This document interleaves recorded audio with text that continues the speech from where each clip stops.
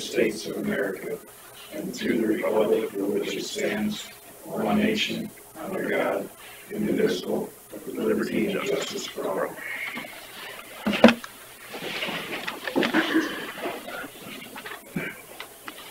Motion to approve the consent agenda. I'll second it. Motion from Stensrud and a second from Jensvold to approve the minutes on the agenda. All those in favor say aye. Aye. Aye. All those opposed, same sign. Motion carries. 9 a.m. Discussion and possible action on insurance agreement with Winnebago County Insurance Association. You got yours after. Once you dial it. Let's see, all we gotta do is, What are you guys dialing? Mike Galloway.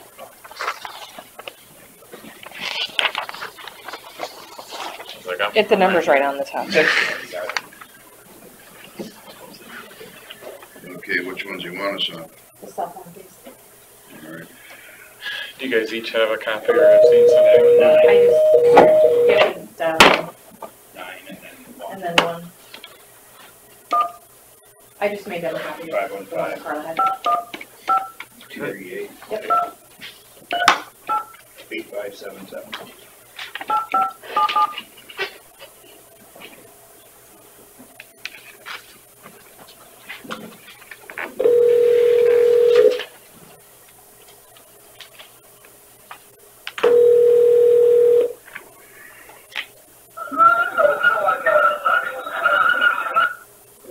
This is Mike. Morning, Mike. This is Terry Derby, Mike Stensrud, and Bill Jensvold, and also we've got the deputy auditor and representative of the road workers bargaining group. Yes, guys, hang on.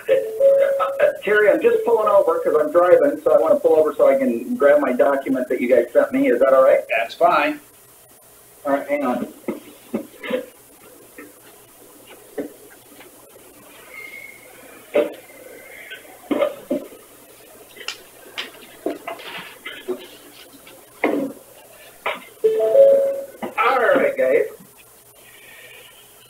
Okay, so I guess I'll let the road workers union explain what they're trying to do here. Trying to, Okay. in 97, You might want to come up here so he can hear you better. Yeah, I can't hear. in 97 is when it got first put in. And it was in a resolution before it got put into a contract. And that's all we're trying to do.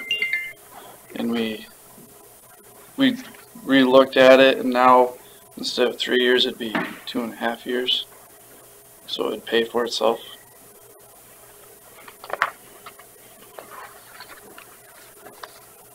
I'm lost. So, guys, a couple questions. So I'm looking at the resolution or the agreement, so to speak, because it would really be passed as a resolution and put in your handbook. And I think you're looking at the insurance for retirees is the big issue, right? Yes. Yeah. So why did we have the beginning wage issue, like the 80, 90, 100 put in there? To pay for itself. I'm sorry, I couldn't hear that. He said to pay for itself. It's an example of how it would pay for itself. Right, because don't we have that in the contract, how people are hired right now? Yes. And what rate, what percentage they are? That's already part of your contract, right? No, that was removed from the contract. The engineer is here also, and he was explaining. Ethan, you have a copy of your draft contract? No, So I got it. pick up the No, the wage contract. This one? No, of our contract. Bargaining contract. Oh, the one we signed before? We haven't signed it Hasn't yet. been signed. Oh, In any case, this year during the negotiations, there's one section that ironed out the beginning wages and the insurance for retirees, and that was taken out of the contract I believe it was an understanding by recommendation from you, Mike, and because it was taken out of that contract, it's been put into the separate agreement. Well, and here's what I'm trying to avoid, guys. I don't think the board, when we negotiated this, ever wanted to take out the 80, 90, 100, and we're getting your contract to you. I think did we send it up a draft? I don't know, I don't know. Carla would have got Carla's that. Carla would have gone, that. so we're not sure on that. Okay. Okay, so let me ask this question. Was the 80% upon hire, the 90%, and then the 100% after 24 months? Was that in the contract? No, It was in the prior year's contract, but it was taken out this year. And I don't remember making a decision to take it out. it had to be taken out because it involved insurance. Yeah, because of the state code Yeah. change. Yeah, Mike, I would input it, 80%, 90%, 100% is pretty stringent just for the sake of probationary wages. So that we wouldn't necessarily set wages at that level if it wasn't to figure in an offset for the insurance benefit. Yeah.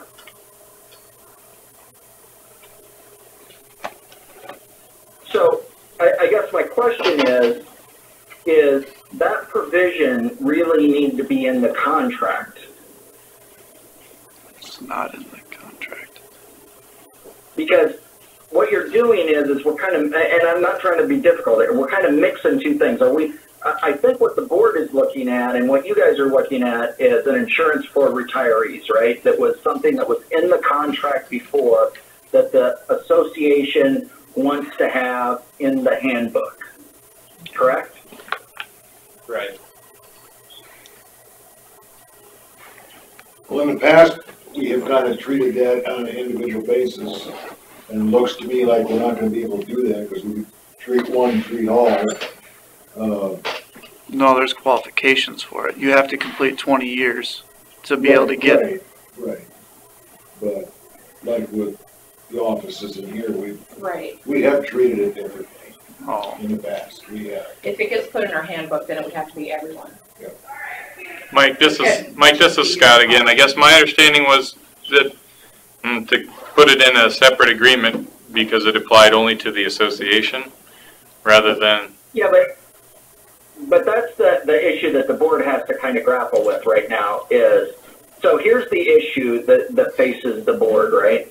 So you're doing a retiree health insurance program, and prior to retiree health could be put into a collective bargaining agreement. Now it cannot, okay? So that's how you were able to put it to a specific group because it was bargained under the law as a give and take in wages, and it didn't appear to be discriminatory.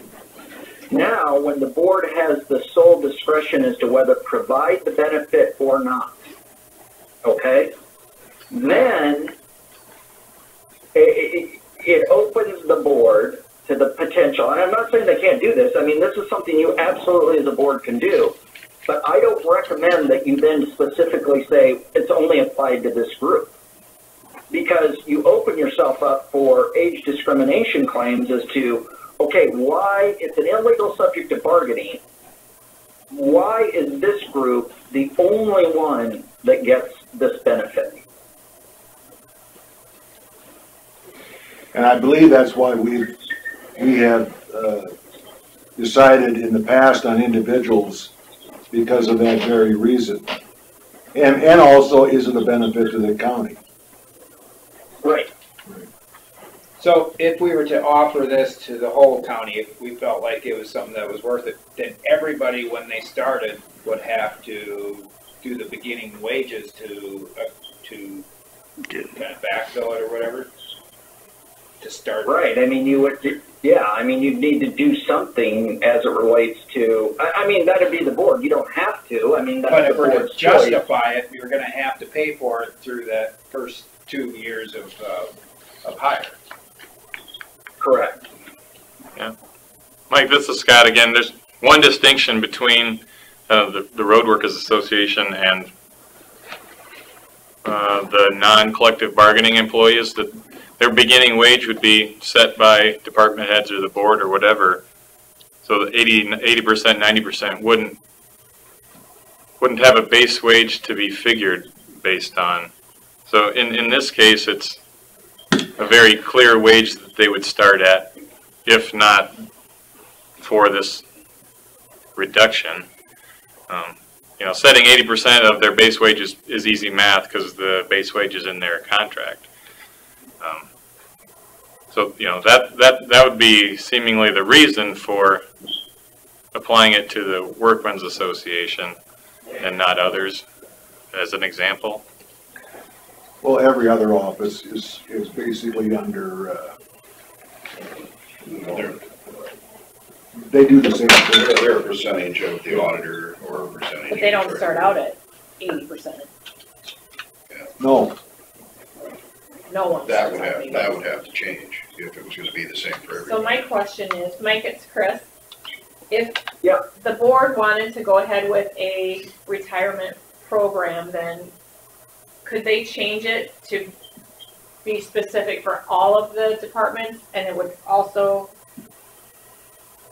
include some of the things that secondary roads wants, but not everything? Yeah, I mean, the board right now has the unilateral authority, and I don't like to use that because we're trying to, but the board has or needs to actually take the position as it relates to an early retirement program if it wants to have it. And my position is when we start talking about retirement, we're always talking about people that are in protected classes under the law. And so when we start saying one group gets a benefit that other groups don't get, then you start having potential problems. Because here's another, basic facts, guys. You have a male, secondary roads departments are male dominated.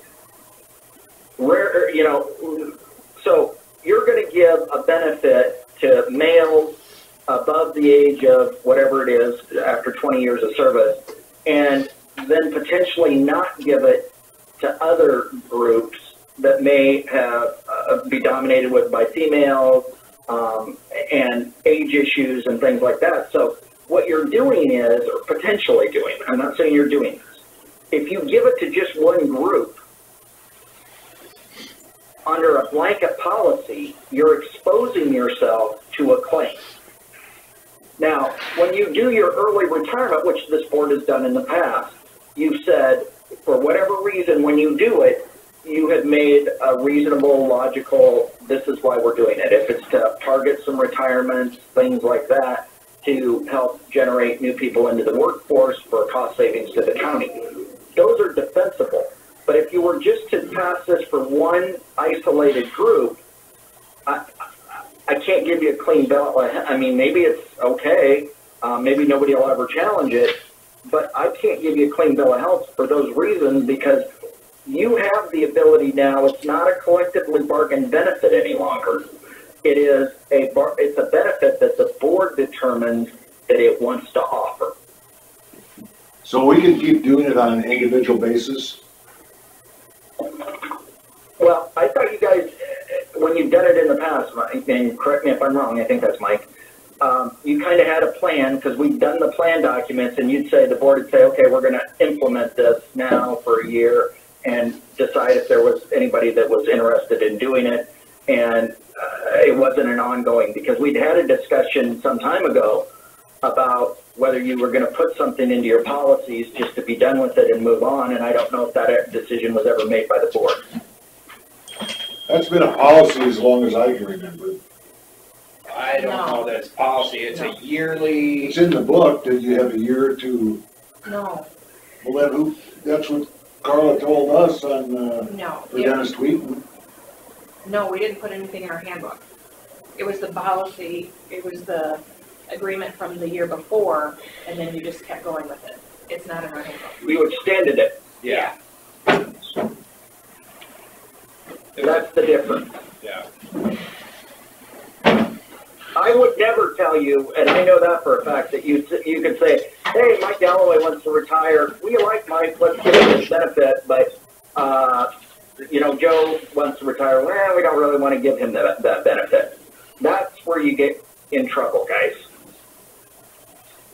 Mike, Or you don't. We have used the parameters of, if it makes sense for the county, we'll consider it. Correct? Right, but that was on a year-by-year basis. Right. And you didn't exclude anybody from it, No, unless they didn't qualify. that's the thing right there. We did Year look by at- year, we made the determination of qualification. And this year, we looked at, the cost benefit down the road, and we could have drawn a line and limited it to so many people this year, Correct. but we did give the benefit to anybody that did apply this year because it did make sense. We had a small number in it. So you can do something like this, but what I would tell you is, you put it in your policy, but it's on an annual basis that the board determines whether it's financially feasible to do it. That's what school districts do, guys. They all have an early retirement program. They have one because, as I explained to the board when we were up in negotiations, because when they bring somebody in, it's dramatically lower than what the top is, and it takes a lot longer to get there. But they, as a board, have it in a policy, and oftentimes, it's each year they make a determination on whether they're going to offer it based upon the financial condition of the district. And so you could do something, but I think the board, you could put it in there and just say it's good forever, or you could limit it and say, no, each year we got to make a decision as to whether financially it's viable, and then you're not discriminating against anybody. The board is making a business decision each year as to whether they're going to offer it. Well, this isn't for just earlier, this is all retirement, right? It's not just early retirement. Qualifying retirement. I mean, in the past, we've made the decisions on a year-by-year basis for the earlier retirement, but this is all retirement. Mike, this is Scott again. Just kind of being devil's advocate, what's the case for the, employees we've hired since 1999 that this policy has been in place, who have taken these pretty substantial pay cuts for the first 2 years of their career and are, now making it close to retirement age and have seen the benefit, stand for potential to be cut at this point. Right, but the thing is there was never, the only guarantee was that it was in the contract and it was through a negotiation. That at any time, the only guarantee was for the period of the contract, where the contract was, until it was open for negotiations, and then at any time. Even this, under the old law, was permissive and could have been removed by the board, and lots of boards across the state had removed these kind of things out of collective bargaining agreements prior to the change in the law. So that's because it was a bargain for benefit, and it's hard to, when the law provides that you can do certain things as the employer or as the employee of the organization, you're protected.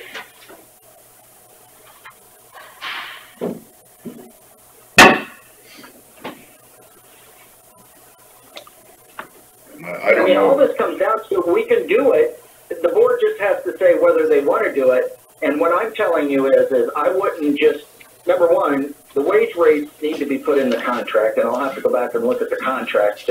I didn't think we removed the entry and then the progression, but maybe that accidentally got deleted. And if it did, it should. I don't think it was the intent of the guys that were there when we negotiated that to remove that, number one. Number two, if the board wants to do it, then it's my opinion and advice, then it's something that you would look at on a countywide basis, because now you're taking a benefit that was previously negotiated, now can't be negotiated, and the board has to make a policy decision as to whether they want to extend this throughout the county.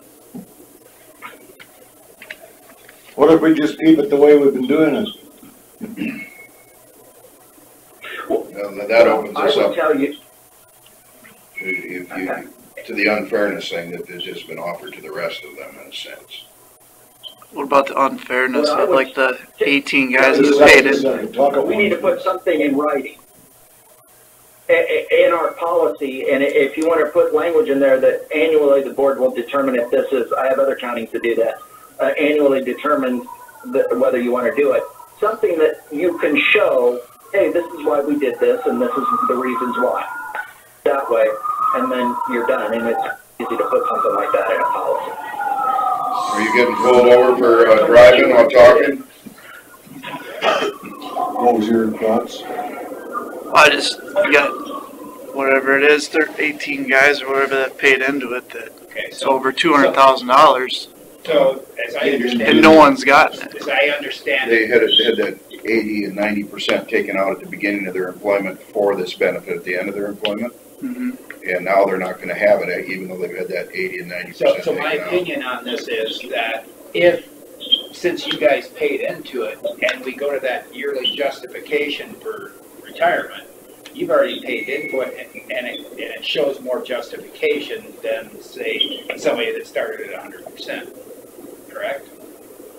I have never heard that argument in the past, been here 11 years. Because it's always been in the contract, so we never argue it because it just keep it going. Yeah, but I've never heard that the 80%, 90% was for the reason of early retirement down the road. Not early retirement, it's just You know, at that time it was 3 years of insurance after you retire. And that's what it was for, that's Right, the whole and 80, 90. Normal retirement is 65. Yeah, Right, so if a person that's working for Winnebago County retires before then, I haven't heard that argument, that we're giving up 20% of our wage when we start, thinking down the road that we might retire early and we want insurance benefits. I have never heard that before, so. It's written very pointed in the same paragraph in the contract that that's what it's for. I did ask around to some other counties to see what their base wages are, and most of them are just a little bit below, well, what I they're. think that's Scott talking. I can't hear him. Yeah, excuse me. Sorry, Mike. Yep, it's Scott. I talked to some other counties about what they start their new employees at for kind of a probationary wage. And it isn't 2 years very often, and definitely not 80% or 90%. It's just a little bit less. So I guess I was just making the case that the reason it's so substantial up front, the reduction in pay, is it was intended to pay for the benefit. That's what I was trying to say. And I agree with you. So, I don't think we can use that argument to justify putting it in to the agreement.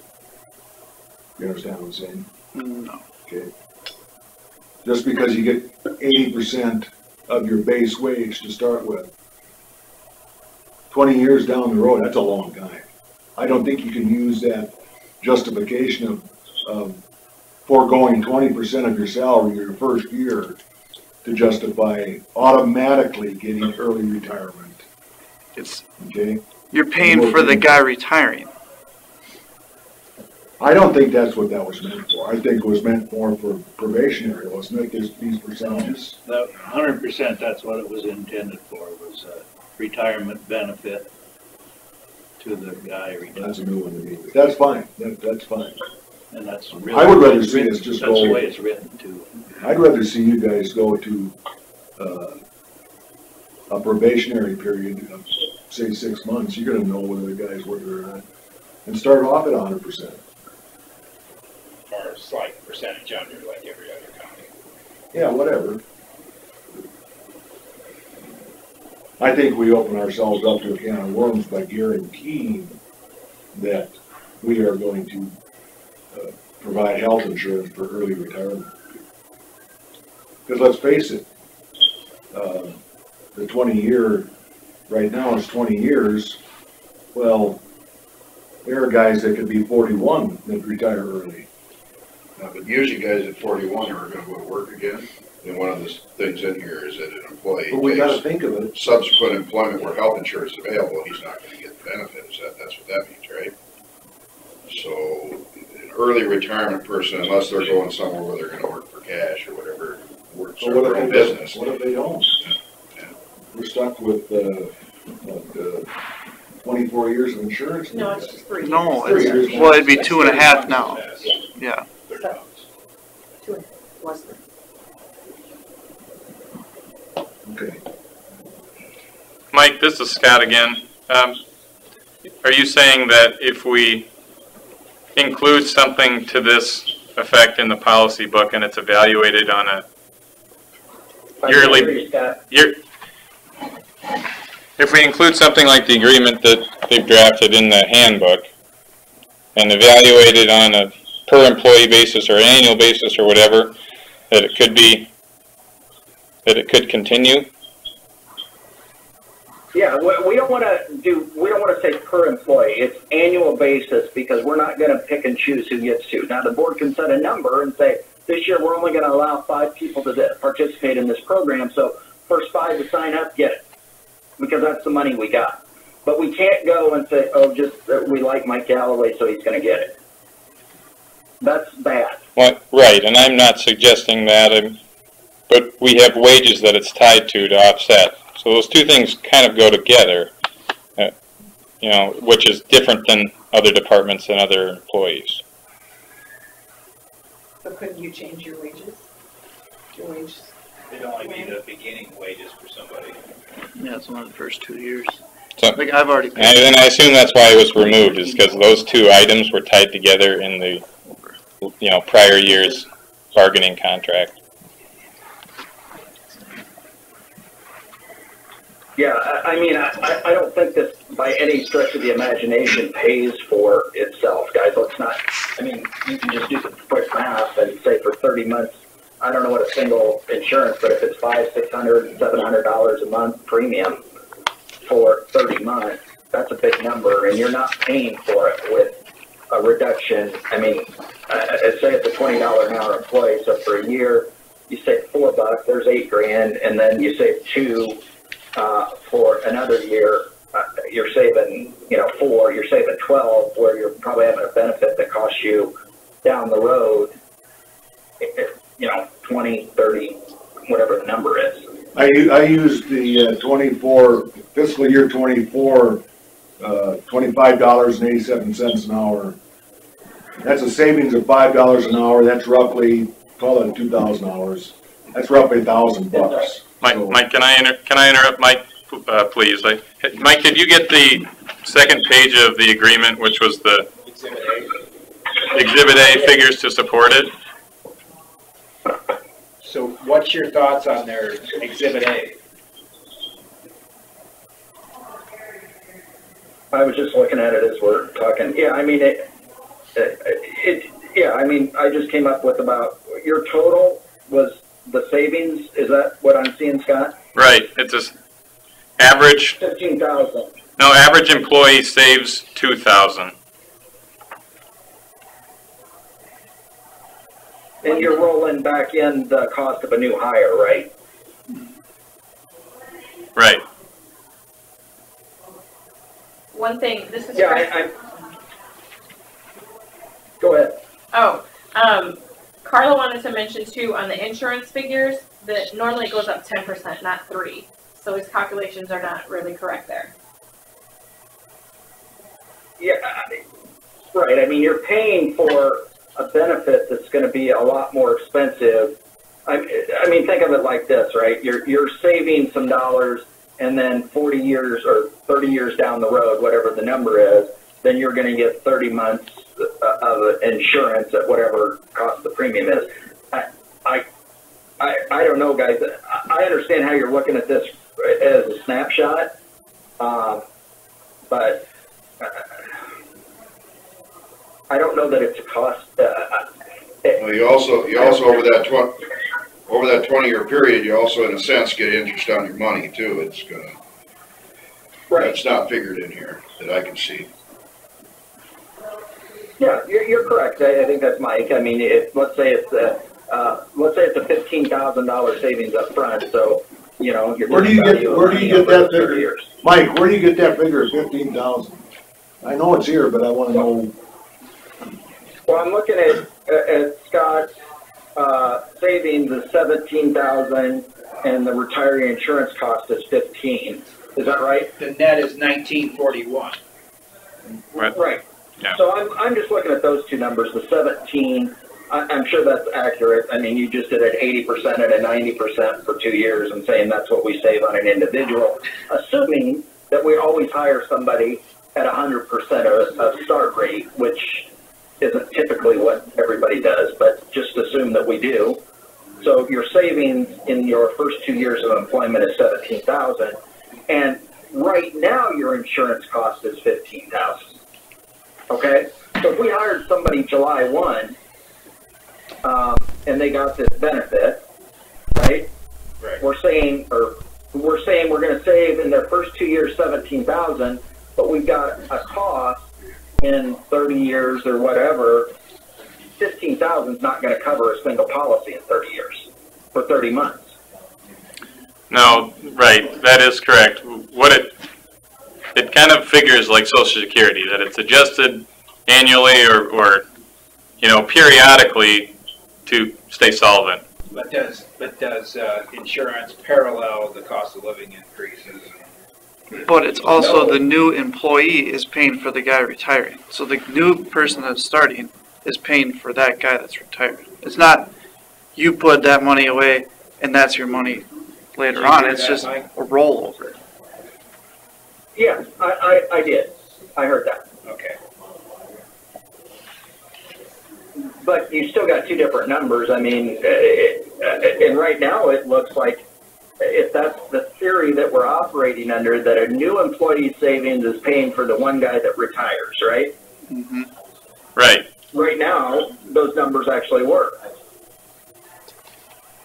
Is that going to be the same? I mean, if you're doing cost of living increases in the 2 to 3 or 2.5 to 3%, obviously the board did more this time, but typically, I mean, if we look over time, I think throughout the state, 2.5 to 3% over is probably a good average that we look at.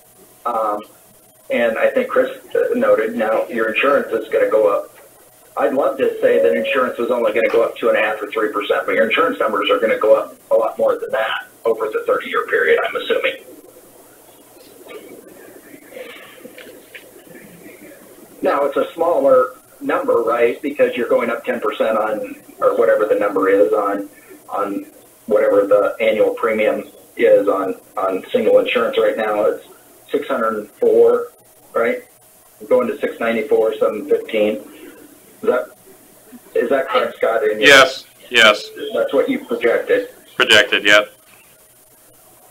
So if that goes up 10%, then then your numbers aren't going to look like it's paying for itself. Now, figures 15% the first year and 3% thereafter. And I realize that we can't put exact numbers to that, but in any time an employee retires, we only have to project 3 years. And we can always adjust the benefit period so that the numbers work together.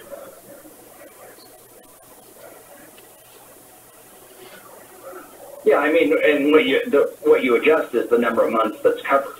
Correct. I mean, you just have to reduce that number probably in the future.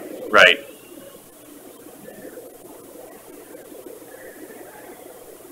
I mean, so, yeah, I don't disagree with what Scott's got right here on the paper. I think the board needs to understand or be looking at this. I don't think, I think you have to be cautious, like I said, when you look at this for secondary roads, okay, it makes some sense, but you have to also be thinking as a board, how does this look throughout the rest of the county? Maybe this is something that we need to table for at least a week, and then the rest of the offices and departments can decide whether they want in on this or not. Just some I of don't know them. why anybody wouldn't want in on it, right? But the department heads are gonna, anybody else elected is gonna have to deal with it too on their budgets. Mike? Right, because, I mean, take the auditors, I'm not going to pick on, but I will pick on the auditor here. I'm guessing most of the folks in there are a percentage of the auditor, correct? Yes. So you can't really start, when they're hired as a deputy, they're hired as a percent. Correct. And we don't start out as being a deputy. You're a clerk first. I was a clerk for 8 years. you know, and I started at, I think, 60%. So, Right. is there I'm, sorry. I just want everybody to say, I'm not being the opposition to this, right? If the board wants to do this as a policy, go for it. I just want us to make sure that we're thoughtful about how we're applying it to make sure that we don't get ourselves jammed up. And now, before it was just a contract issue, now it's a county issue. Kind of like health insurance, right? Before it was collectively bargained. Now it's a policy that we look at how are we applying this to everybody. Hey, Mike, do you happen to have a sample policy of what other counties do for their retirement? Yeah, I mean, and quite honestly, it's all over the board. I've got one I just have been working on Mill because they're going through the same thing. It was in their secondary roads contract. And it was in their sheriff's, but their sheriff's is a non-public safety because of the percentages. That board is saying, okay, we are going to take that benefit, but we are going to extend it to everybody. Now, what they're doing is, and this is something to think about, is they said, look, this is for them, we don't see this as a sustainable benefit into the future, but we understand that we hired people under this benefit that we had offered. So therefore, what they've said is, effective July 1/19, anybody hired after that doesn't get to participate in this benefit. So your grandfathering some in. Correct.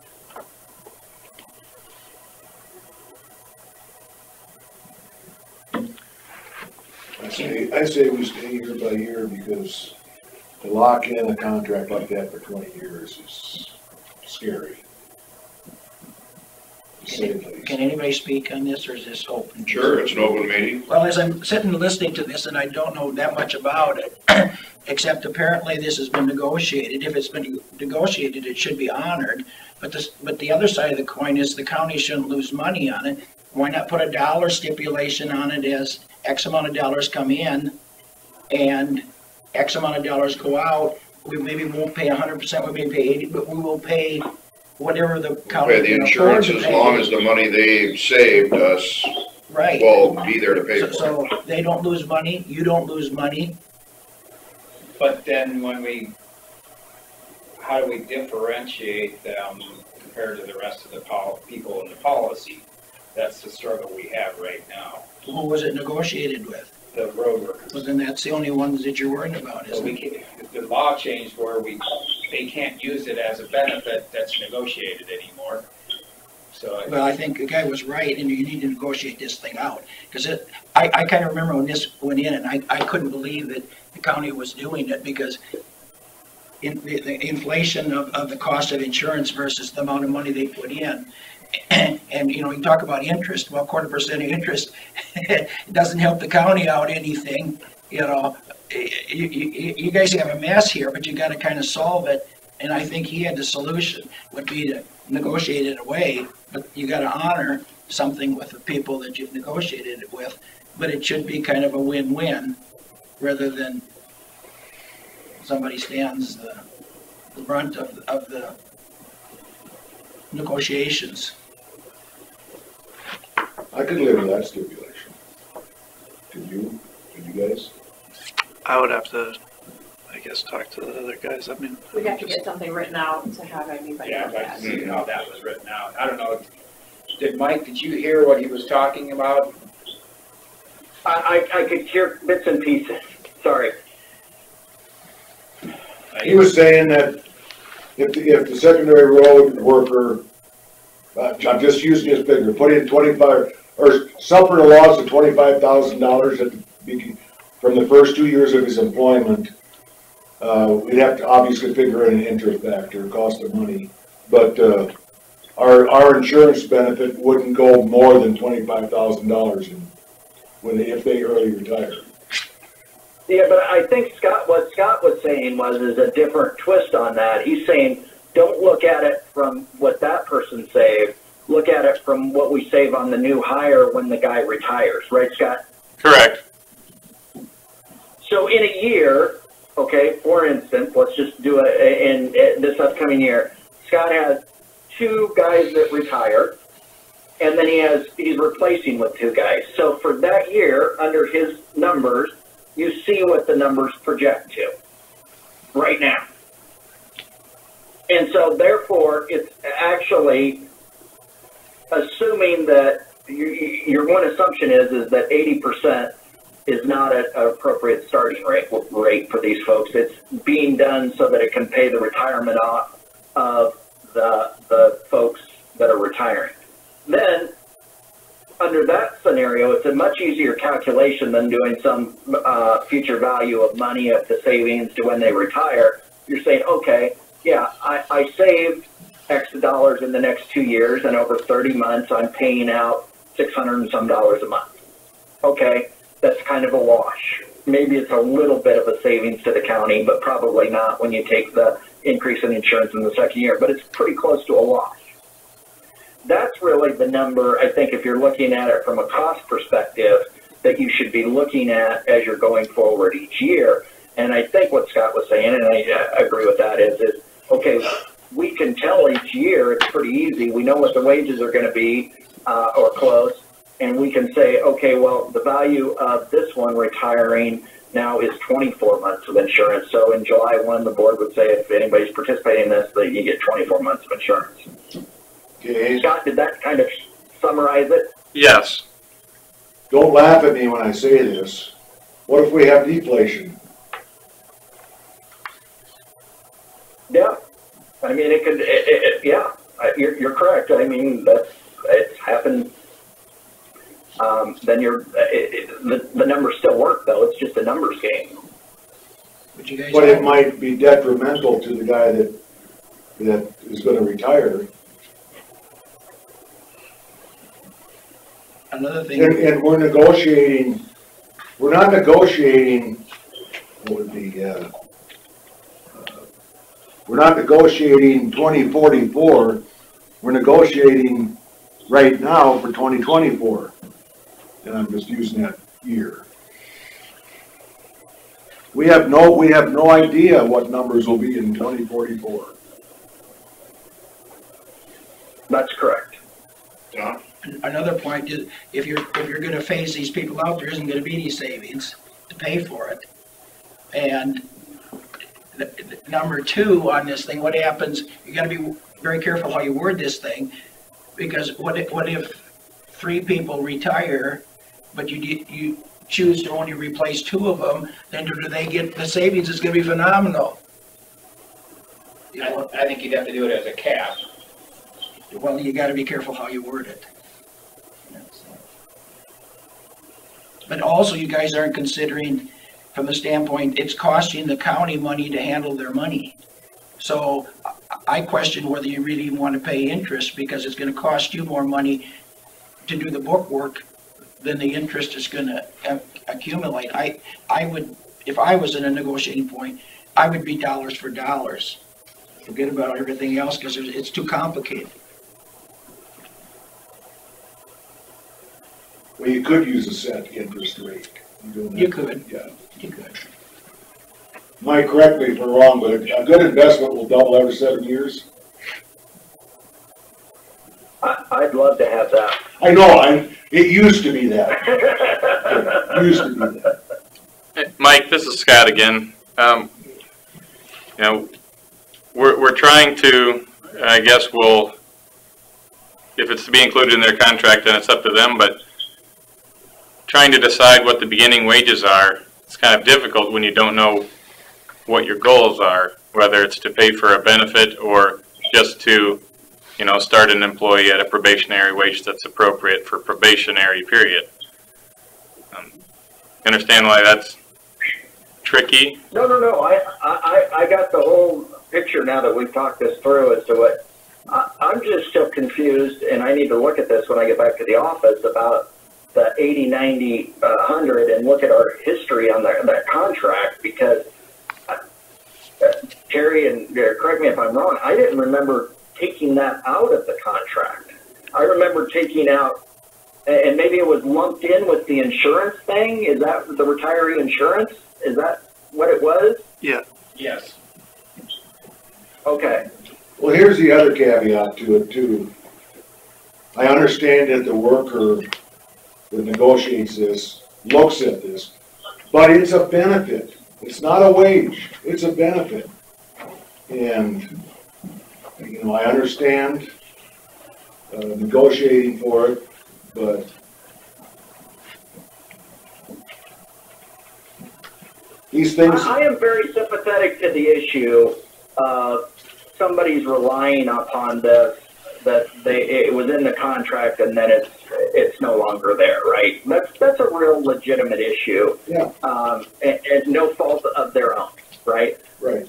I don't see this as a benefit. I'll tell you this right now from my experience across the state, that this is a benefit that people, that boards, city councils, whatever governmental body you want to look at, is continuing to do into the future without some kind of restriction on it. And that's what I'm saying. So lots of times what we're seeing now is hey, people were hired on knowing that this was this benefit.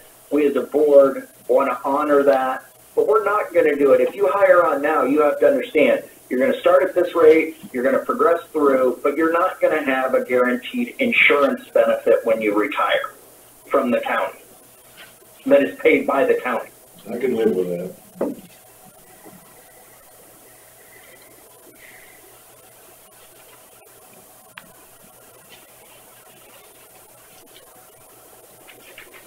I just think we open up ourselves a can of worms 20, 30 years down the road for future, I guess, supervisors that we really can't, we don't have an answer to.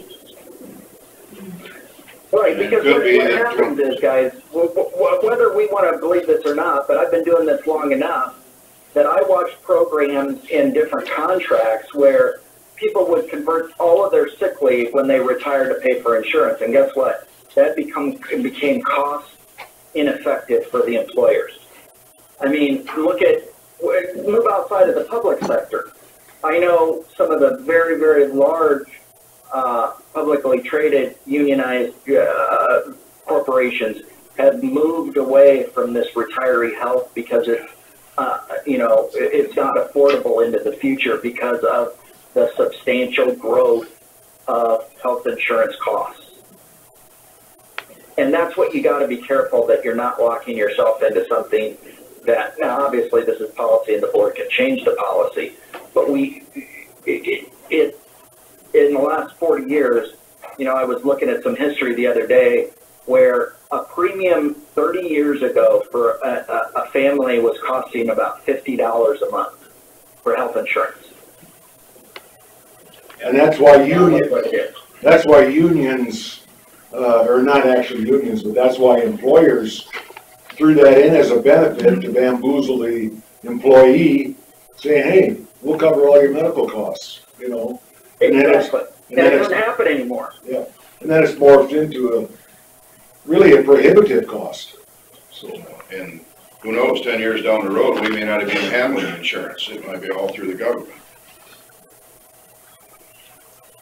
I mean, it could go that way too. If we put this as a policy or in the present negotiations, we have to honor that 20 years from now, don't we? They're being hired under that assumption that they're saving the county money now and they're going to provide us insurance on early retire.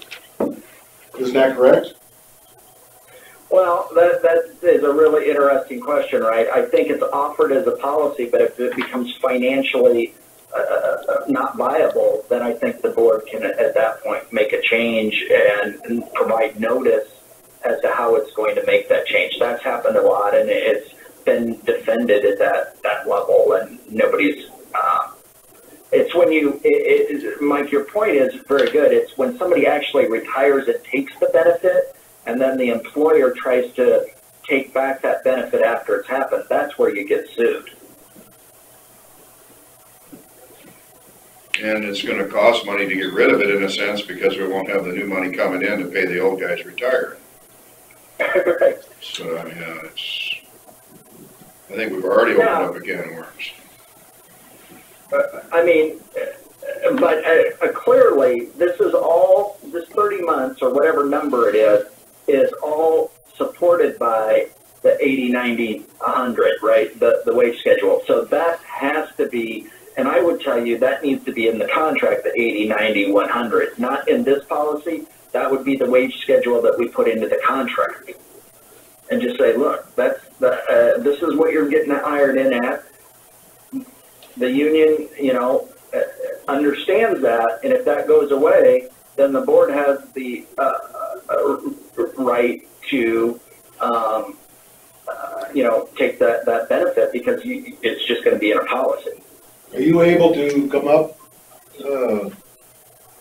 later this week, or even next Tuesday? Next Tuesday, I'm in. It doesn't have to be a Tuesday. I think this is important enough we need to get together with you in person so we can look at these. Well, the reason I was asking that is I actually have to be at Mason City Schools on Tuesday at 10 o'clock, but I have to stay overnight because I have the school board meeting the night before. If it was an early morning meeting because what's it take me to get back to Mason City Schools from what? Figure an hour. Figure an hour with any delays. 45 minutes to an hour. Yeah. Actually, I start at 9:30 there. What time are you coming up Monday? What time are you coming up on Monday? I was going to say I can come up anytime on Monday. Okay. I got to be at the school board meeting by 4 o'clock. I got to be there by 4. So I can come up earlier. Let's get together in the afternoon on Monday. Do you think 1 o'clock on Monday would be okay? I think in 2 hours. Yeah, that'd give us some time to, try to formulate something. There's just too many nuances that are getting presented here, so. So I'm coming up on April Fool's Day, the 1st, at 1 o'clock. Okay? We'll put it on our agenda to meet them. We'll just make a separate one Okay. for that day. Alrighty. All right, thank you, Mike. All right. Thank you. So, I guess we'll readdress it on Monday. Cool. So we can come up with, you can see our challenge because of the way things change. From the public thing, which way we should go on this. It's a relatively inexpensive benefit for the workers. Is that something we should put in there, or should? Relatively inexpensive now. Yeah. It's an expensive calculation. Yeah. It all depends what happens in the future. In the future, medical costs could also level off and not inflate 10%. To be reevaluated every time they renegotiate wages, so we can always adjust. And if you have any ideas to put into this that could solve some of our issues, we'd welcome it. You will be able to be here? What's that? Oh, I'm sorry. No. I'm like, who are you looking at? I forgot my No, there. no, they're not gonna be here. Oh, they're not gonna be here? No, Just we're the three of talking, you? yeah. Oh, sorry. But if you have any suggestions ahead of time that we could look at. Send them to me because Carlos is well. Well, In fact, we can make it a needs to be a meeting closed then. session. I was gonna say, it's- I don't know if you can do that. Well, it's negotiations, it should certainly can.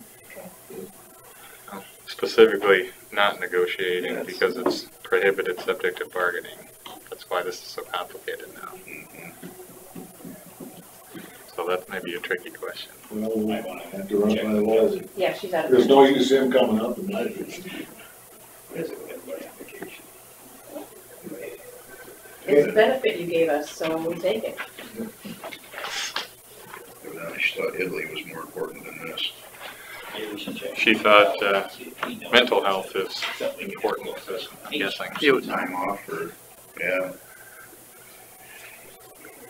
Gotta take care of yourself if you want to be a good employee, right? That's what's wrong. I need to go to Italy. All right. Go ahead. Yes, so if you have You anything you won't want miss to me. add. Okay. Adjust or whatever. Yeah. How do you hurt our problems? Yep. All right, Thank you. thanks.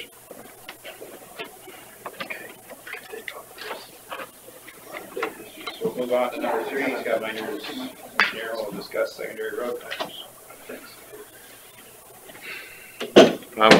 As you know, I was absent from last meeting and all last week, so I was encouraged by the dry weather and the efforts of our guys had improved things over the week. I have to commend them when I called in for anything that might have seemed to get an oversight, they addressed it right away, so I appreciate that. And in all reality, we were heading that direction long before you called. Yeah, well, I just Yeah, want to make sure everything gets done that people were having problems with. you guys, I see you guys out driving around all the time, you guys see what's going on. I did have a landowner that sent me something for drainage, I think I forwarded to you, and which he talked about his drainage issue, and then he wanted to thank the secondary roads for doing so well. He's been into Minnesota, into Cassuth, and we are doing great. Yep. I forwarded the message to my staff too, and any thank yous and appreciation's always very welcome with how many concerns we get. So I've got a question on that disc. Has that been used a lot in these roads? Is it helping? Yeah, I mean, it wasn't, when we bought it, it wasn't intended for that at It's all. intended for breaking up the sod that you're breaking the side, isn't it? Reshaping, and so, you know, push came to shove this year, I thought, what the heck, we're gonna try it, so I did, and I could do 20, 30 miles in the afternoon, you know, when it was thawed out. Cause you can go 12 to 18 mile an hour, it doesn't stop, it doesn't go anywhere, and, you know, It brings up normally rocks. it's not something we would use, you know, because it doesn't do anything but crown. But in the case where they were all rutted up, that helped. Took the ruts out nicely. Yeah, It just mixed it up more. dries it out. That's the biggest thing I noticed after you went by with it, that the road dried out right away.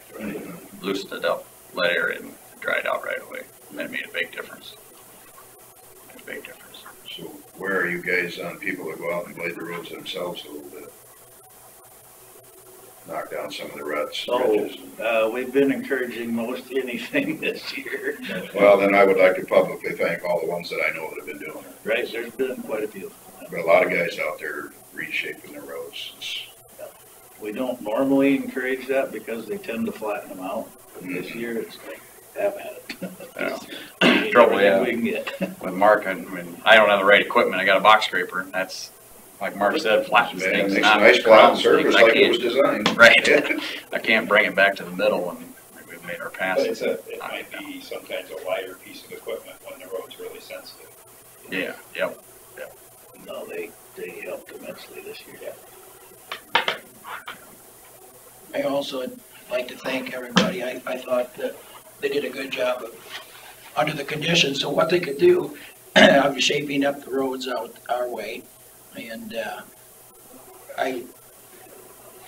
that's positive. I don't know if we call it negative or not, but I'm positive that there's some illegal driveways out our way that don't have culverts in them.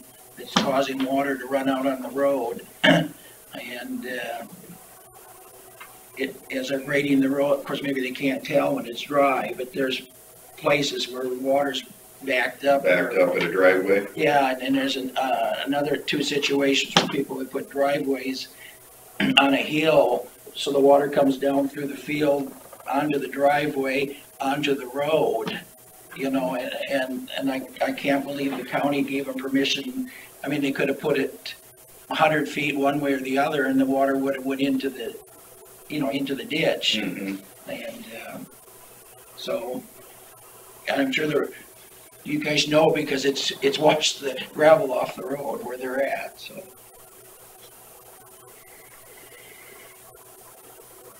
Well, you're like this year, makes all those things show up. I guess if you have an issue with today's technology of cameras, just take a picture of it and send it in, and then it can be addressed, you know, however we can. Case by case basis is Yeah. about our best we can do. Our permitting process has only been around for maybe, 20 years or so. I can stop in and see it because we want to put a driveway in. Sure, okay. Yeah, and if you got anything else to talk about, I'd be happy to. Some of the culverts are full of dirt, and just in times of Yeah, that could be ones too. that we've had, they're just. Yeah, a lot of those that they widen, we dig out, you know, the very end of a culvert that's been packed full of dirt, you know, many years ago. And yeah, I looked at one not that long ago that was, I bet it was 2/3 full. Right. Moving across Yeah. underneath the road. kind of keep the dirt in the fields and, you know, What do you guys- it's a grass trap, you know. It's, You guys got like a big hose you put underneath there, jet it all out to clean those out, or? If there's an opening and you get, so it's unrestricted, Yeah, they'll clean themselves out real quick. you would think that they would, especially on, when they'll get the water backed up, where it's almost over the road, you get some pretty good head pressure on it. Well, they'll, And it may be cleaned out now. I haven't looked at it You since know, last summer. in a lot of those cases, it's just a matter that the field is silted in that far too. So we can't clean the ditch deep enough to give it free flow, so Yeah. can't And, rinse out. yeah, this one here, I mean, there wasn't a lot of, I mean, it looked like everything on the sides and the ditch was just about as high as what was across there too, except for one end had a hole eaten out, and the rest of it just kind of looked like it just kind of leveled itself out with what the ditch was. Do we have any damage to our roads that we've identified yet for FEMA purposes? well, we've had many days working on them, but to my knowledge, no site-specific structural type of damage. Filling in of ditches or washouts? Are we one of the counties? We are. We are one of the I got a counties, notice but- from the White House yesterday giving me all the information that were included on the government end of it, but no individuals qualified, that's the county. Well, one of the things that was in that email was, I believe it was like repairs, it said. And so I don't know whether, you know, re-rocking Yeah, I mean, a spot that's really bad, you know, is it really bad this year? Some of those spots are bad every year, you know, it's just the way that ground is right there. So does it really qualify or not? that's kind of, Actual flood damages, we've had like extremely minimal. Yeah. I mean, we've had some washouts, but to be honest, most of those were self-inflicted because we didn't plow the snow wide enough. That's our fault. I don't think FEMA should have to be responsible for something like that. And we've got, you know, several areas that are that way, but And a lot of the worst spots that I'm thinking of are because there was so much snow in the ditches and the wall of snow. You know,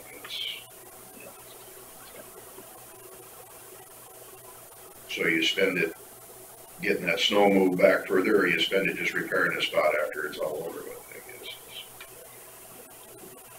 I don't know which one. and it's certainly not any huge dollar amounts. Yeah. Just a few spots here and there.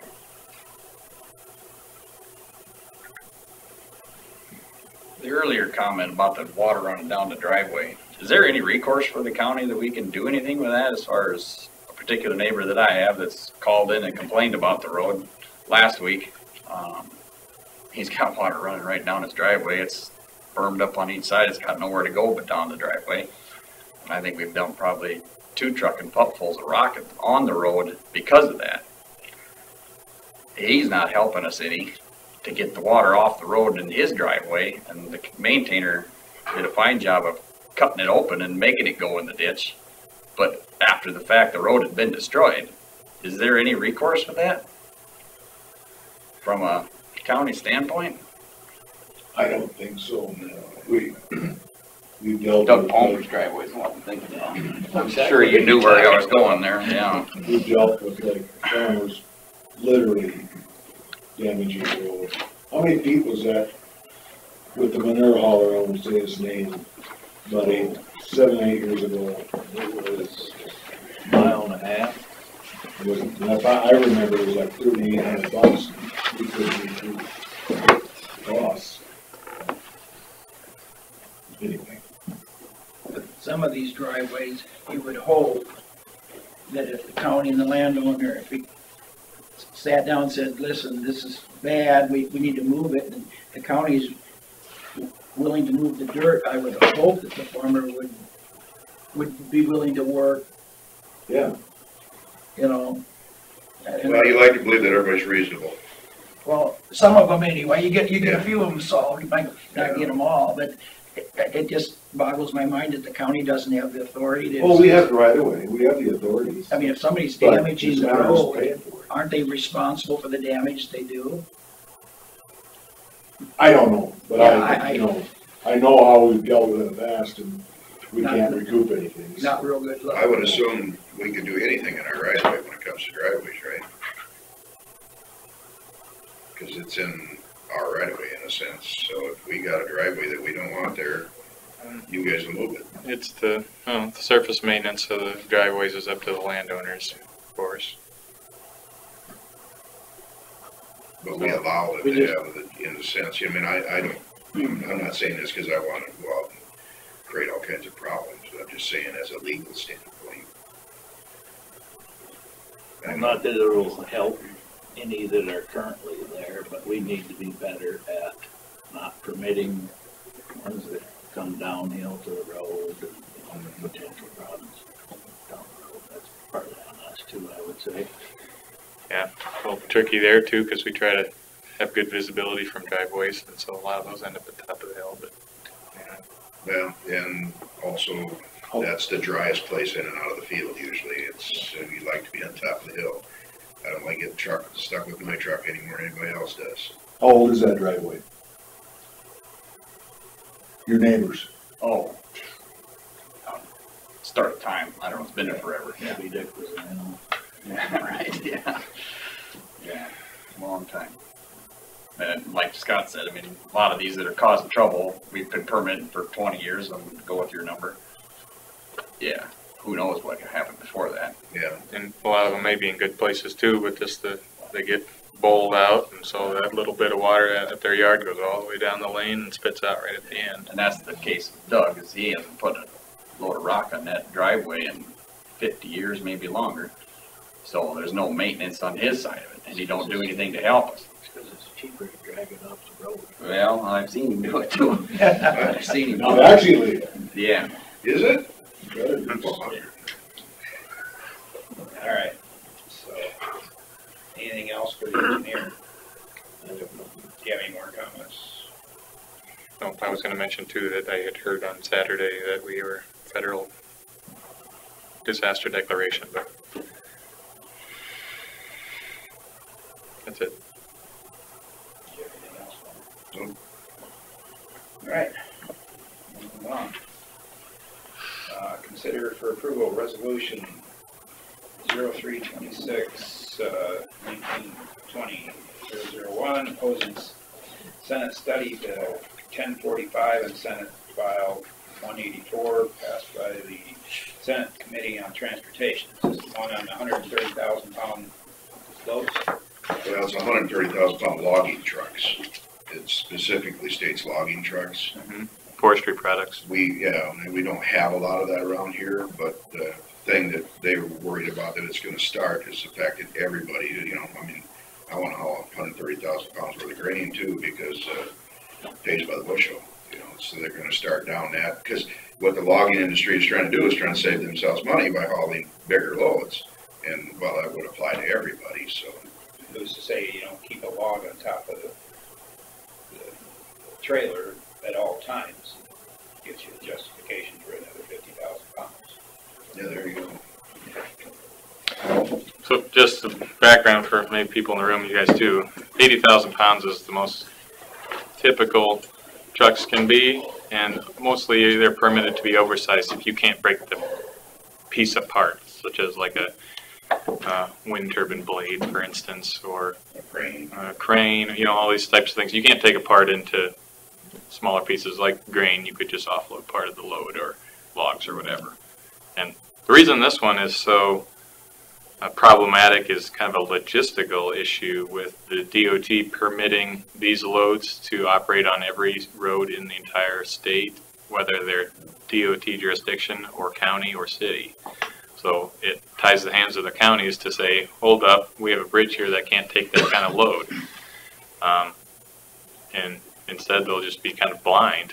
And I certainly wouldn't want to be a 130,000 pound load going over a non-posted bridge and that can't support that kind of weight. And it's non-posted just because it's rated for 80,000. and it's good enough for that. So then we'd have to start posting all of our bridges, saying this one's 80, this one's 100, you know, in order to keep them off of it. So if we were trying to amend this and we allowed for the final say to be home rule, each county can decide whether they want to allow it. But that's Yeah, I mean, we already do that with some permits, that we either allow the DOT to give annuals out for certain parts of our system with restrictions that we give them, or we retain that right in the county. Every county can choose either way how to do it. You know, they have to evaluate their system, and you know, each county engineer and staff knows their own county and their own bridges and their own roads, so it should be up to them to make that decision. It doesn't make any sense for the DOT to have control over the routing on county system. I'm just trying to figure out what the difference between the way they've always done it and the way they're going to allow to do it here. Well, I don't think they've allowed it to go statewide. I think and there has never been any overweight. you had to have a legal load. So what they want to be able to do is just pile them on top and not have the axle stacks on it out. They're going to weigh 130,000 pounds with a truck that has 18 tires on it, instead of doing it the legal way and doing it on one that's got, you know, 24 or whatever. Terry, the biggest difference is they were annual oversized permits, oversized, a little bit too wide, too long, whatever. But their axles are still max to 20,000 pounds. You know, So this changes that. so where we would run into the biggest problem here is like that, you know, when we do a dredge ditch project, there's a lot of trees to be taken out, and this last one down over here, if I remember right, I can't remember where it was, somewhere in Iowa, down by Iowa Falls or something like that, is where a logging guy came up and he hauled a lot of those off. And if they allow this to go, that means he could load them things up to 130,000 pounds worth and head down there. If he's permitted, we might have some unposted timber bridges out there because they can support legal weight, but they can't support his weight. So he might go over that not knowing, because maybe he's not familiar with, you know, how the permits were given, and get ourselves in really big trouble. So that'd be like DD 11, if we have somebody come up from another county Yeah, down by and take all those trees out that Is we that want what done. this was, DD 11? No, that was No, 37. the one up by Leland, Oh, that we yeah, wanna do. oh, yeah. So that Okay, could affect would- that. Yeah. 'Cause this one's- But remember too, this is statewide, and there are other counties that have a lot more forestry industry, and we want to support them as well, you know, in legislation that makes sense. That's prudent But for on the the counties. same hand, we've had 3 or 4 timbers logged out in our county in the last 2 years. That's true too, yeah. I mean, And the counties that have a vibrant logging industry, if they want to have that, they should be able to have it. But it shouldn't be where they can go wherever they want. Yeah, so I think there's just logistical problems with this, that it almost feels like it wasn't discussed with the people that it will be charged with administering it. It's like there wasn't any discussion between those two parties, so it just... What I got down there at ISAC was that this is being pushed by one guy that has some connections, and then this guy's got some kind of a stick in his craw or something, so it's a little bit of a vindictive piece of legislation too, as far as... Yeah, last I knew, our association was trying to track down the origin and try to figure out how to get to the bottom of it, but they said there was trouble finding reason in all of the paths, so the best way is just to oppose it at this point and try to have a better discussion about it down the road. So what we want to do is just have a resolution send a letter to the...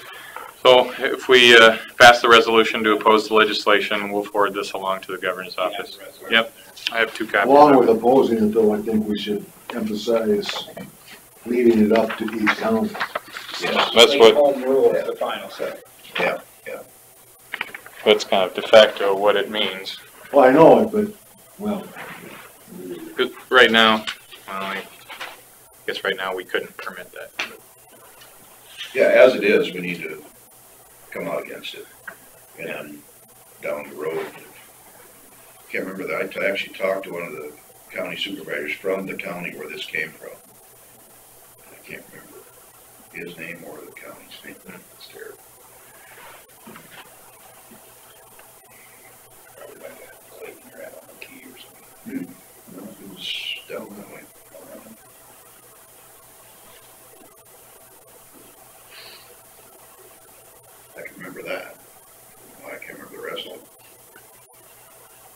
wanna be able to go to 130,000 on a standard 80,000 pound legal load rating, axle rating? That's the way I got it. No one else can do that. No, but we want to, right? Well, you know, the governor lets us do what we need to in the You fall. get- Well, It's bad industry enough. just like farming, and they don't see Right. 830,000 pounds. If you can imagine You're gonna break the truck. 100, yeah, but no, it ain't good for equipment, and it's not gonna, and then the secondary roads besides bridges. I mean, you imagine a 130,000 pound load going down the road this time of year? No. I'm willing to bet them guys wanna cut logs this time of year too. That's ridiculous. Oh, it's, I can't believe it got this far. I'm with you. That don't make any Yeah, sense. I just can't believe that anybody really entertained this as a serious. I think under where it says therefore be resolved that the Winnebago County Board of Supervisors strongly urge all Iowa lawmakers to vote in opposition to this. I think we should give a reason why, and just leave it up to the counties, at the discretion of the legal authority of each county, and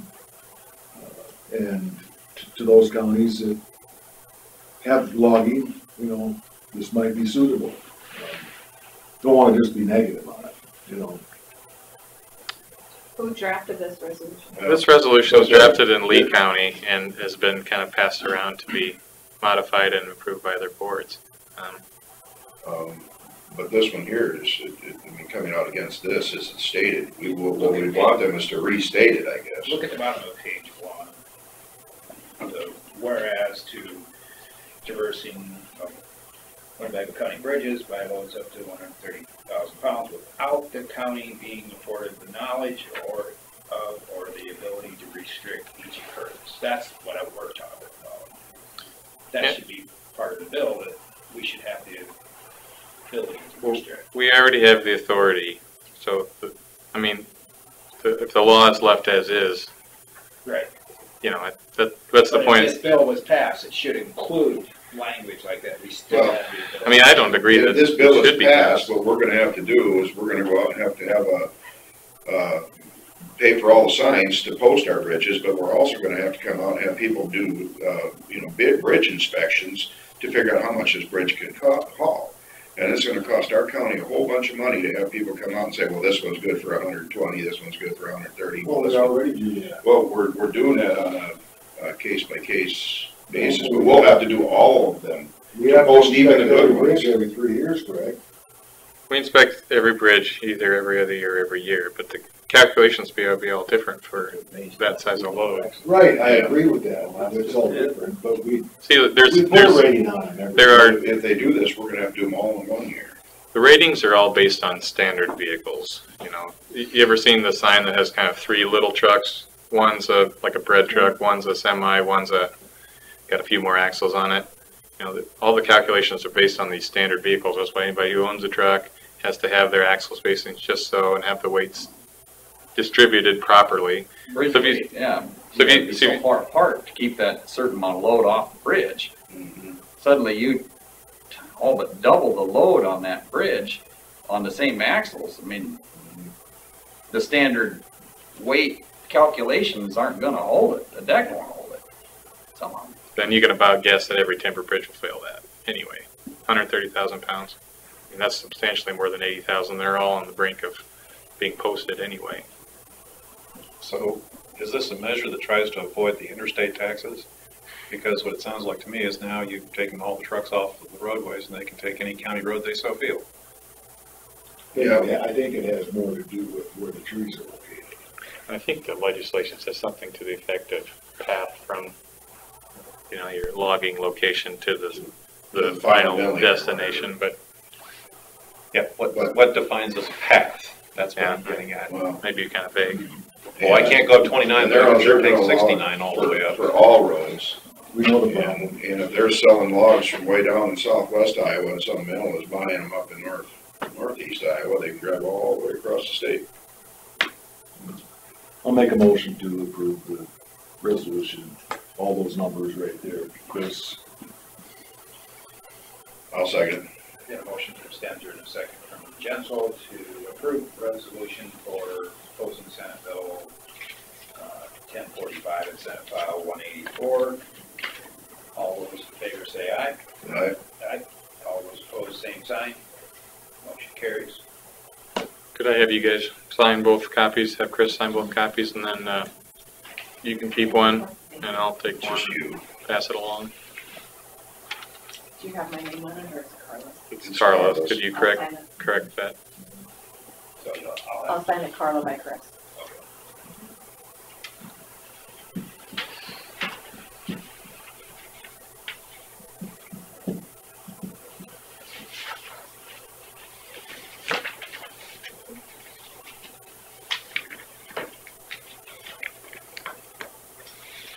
Number 5, Auditor's Office will discuss drainage matters.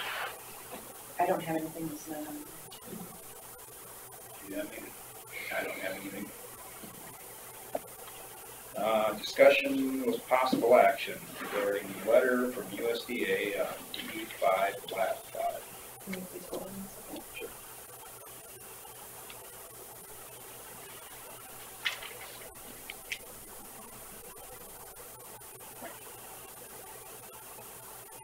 Can I ask a question, not order? We're not gonna discuss that drainage from a couple weeks ago? We can, when we go, Oh, We'll go back to drainage. Yeah, we did drainage now, too. Well, I really don't have a lot to say except, I think a need is, or the county needs to readdress the way they hold their meetings as far as these drainage, rather than after the repairs are done, after the reclassification is being done, then have a meeting to find out if you object to expenses that have already been done and have to be paid. I did stop in and look at our parcels of land, and in a way I was tickled that they only went up about an average of 30% per 40. But then you stop and you think about it. I mean, that was wonderful compared to 300% of the one before. But at this point, it doesn't really do any good to complain about it because the bills have to be done. All the billing has been done. Somehow that meeting needs to take place at an earlier time, but also this guy that does the reclassification, and maybe he's tied by law, but if he isn't, his code has got to change. If you're gonna hire him, again, where we live, the highest 40 on top of a hill, it went up 30.8, or somewhere 30.1. You know, there's no way that this cleaning is going to help it. And on the Potter Badger farms that we have, you know, before I even went in and looked, I could have guessed which 40s were going to go up the most, because they were the 40s that drowned out the most. You know, and when he was here that day, he said, well, a lot of this was permanent pasture. Well, there's a reason why those farmers had it permanent pasture years ago. It was drowning out then. And somehow, somebody, and I don't have the authority, but they need to, because of pattern tiling, I drove, you know, Hammer Slough along 16, the big lake. There's an open intake in that ditch, and I bet there was 4 or 5 feet of water above it, and you can still see the water bubbling through that open intake.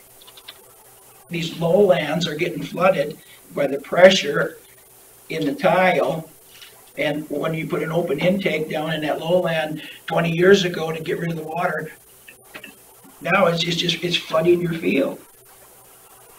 And your reward for getting flooded is you get to pay more because it's furthest from the dredge, it's the lowest land, and that peat ground is phenomenal. If it don't drown out, I mean, you get a heck of a crop, but you get a crop maybe 1 out of 5 years. You know, and so my only point is, you know, somehow the county and whoever the guy hired need to sit down and say, these rules that you had 20, 30 years ago don't pertain, you know, some type of after a big rain, a plane take a, you know, the farm services, they have their maps of all the water standing. There should be some consideration given to land that is getting a negative effect from this drainage. I know for a fact that that's all governed by Iowa statute. So there's no use talking to us on that. As far as reclassification, I don't understand how they let these engineers use different formulas for that. But they do let them. So yeah, that is something we definitely should look into. It sure seems like it should be a standard set of rules. Yeah. Well, and the standard set of rules that these people need to admit maybe things have changed and maybe we need to change. You know, we've had the conversation about the stubborn football coach or baseball coach that, by golly, it's the kid's fault, it's the kid's fault, it's the kid's fault.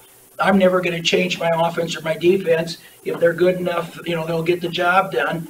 Well, I think some of the people are sitting that way, you know, they're doing the reclassification is, I can't possibly be wrong. I'm not going to admit I need to change anything.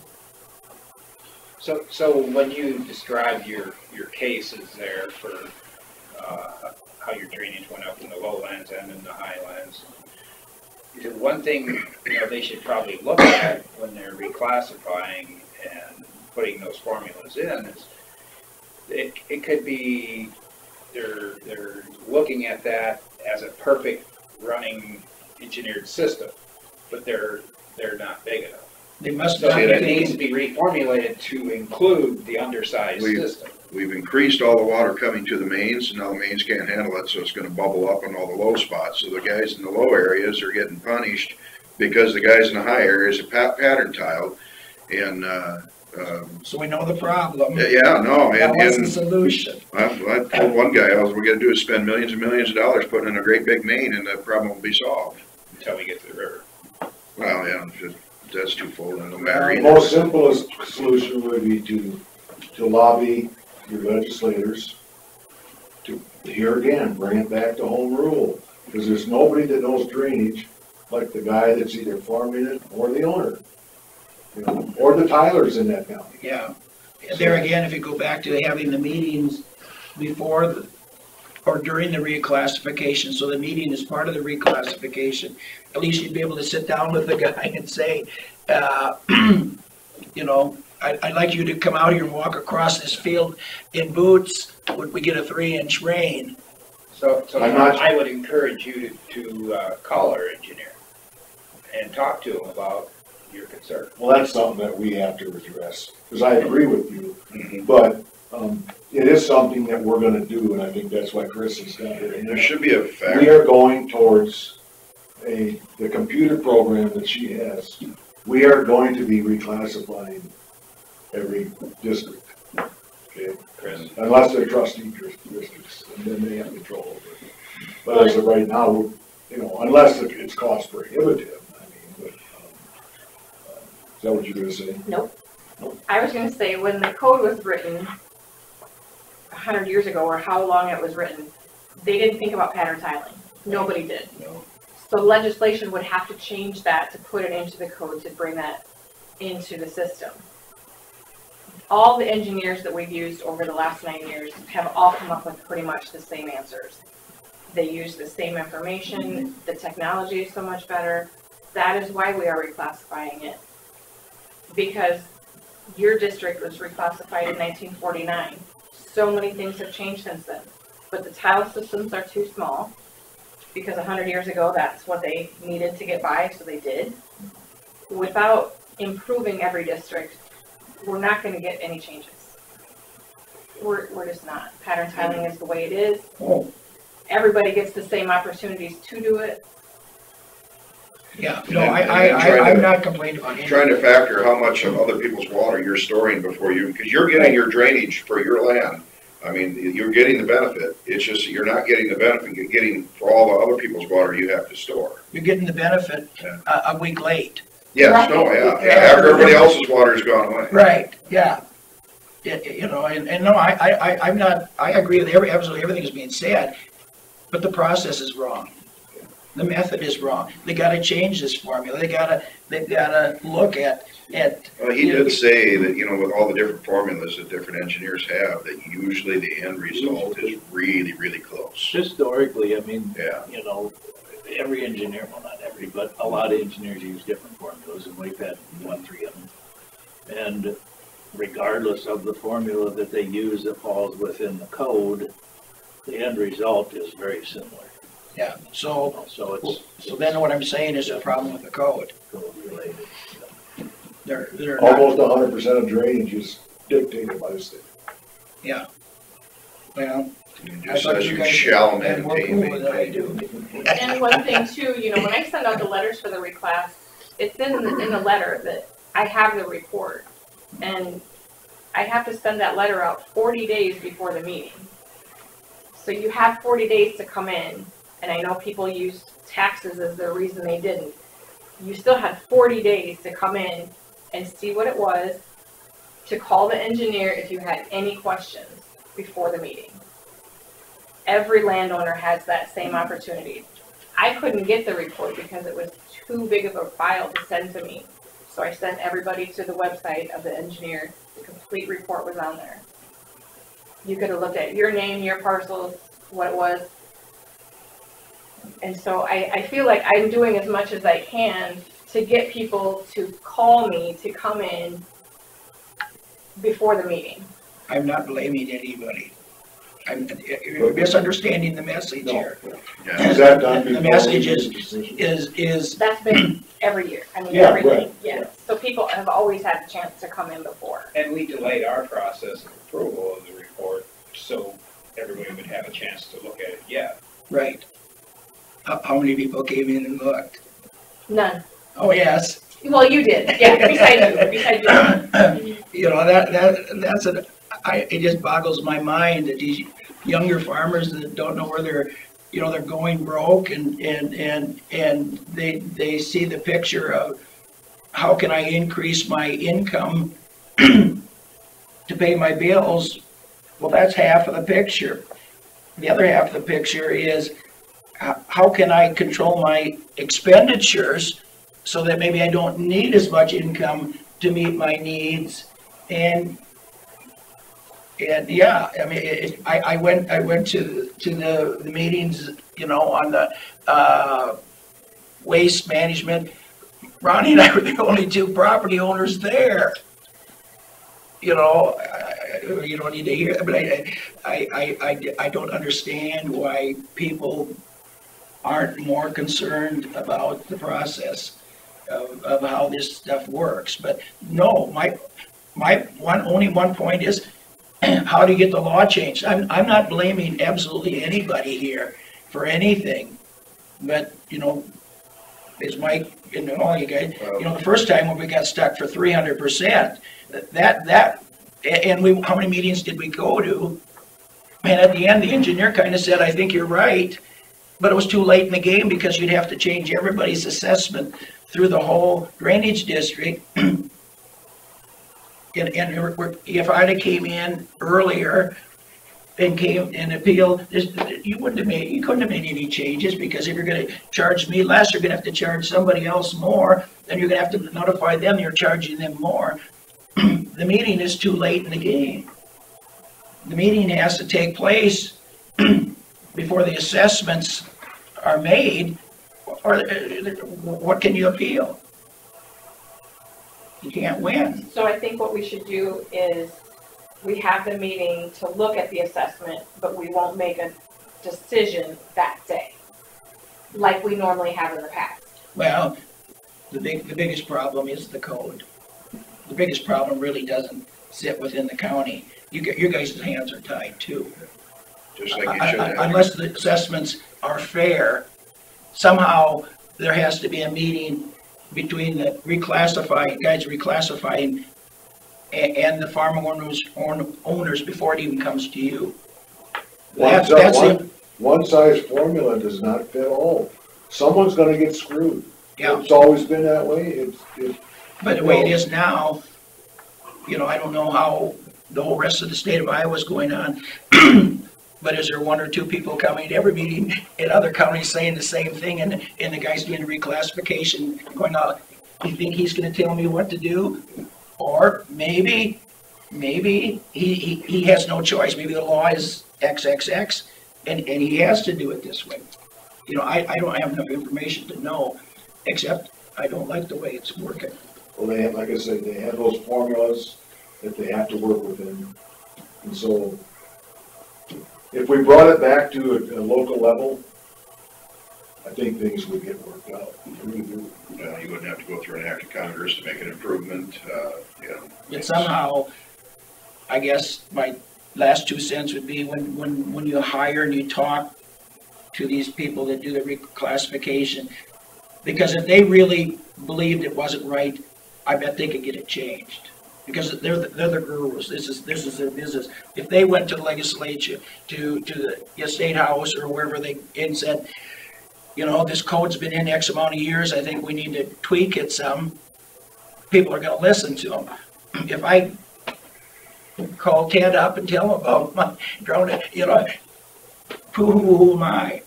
I'm just, you know, a farmer that doesn't think I'm getting treated fair. Yeah, but you're also a farmer that knows how to go to the coffee shop and talk, and Ted likes boats too, so. Yeah, well, so anyway, that's what I came to say is, if there's any way of getting this stuff straightened out, or anybody has the energy to, or knows somebody to try, say, it needs to be readdressed, and there's a whole bunch of things that we wish that we had more authority in. If you kept everything at the county level, it's a lot easier to hold us responsible than it is people at the state, or even worse, out in Washington.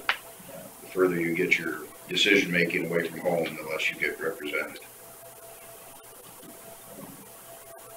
I think maybe it's important to remember too, that part of that whole classification process is the committee or the board or whatever you want to call it, includes the engineer and 2 disinterested parties, so peers basically of the landowner, you know, farmers from other parts of the county. And maybe when we have another reclassification that's not in your district, you would like to be one of those people to be involved, you could get a lot of questions answered.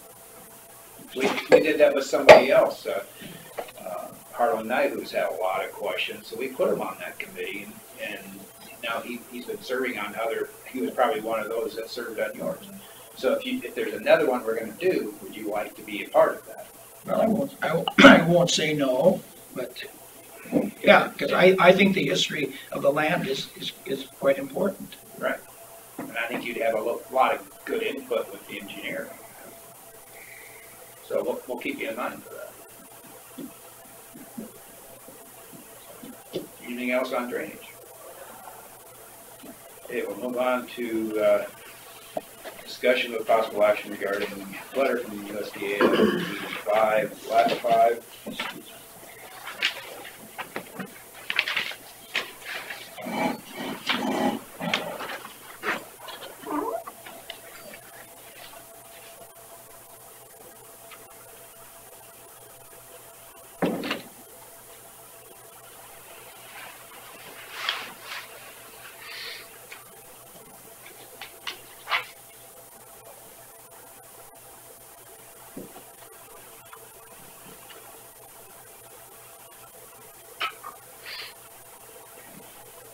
Basically what they're saying here is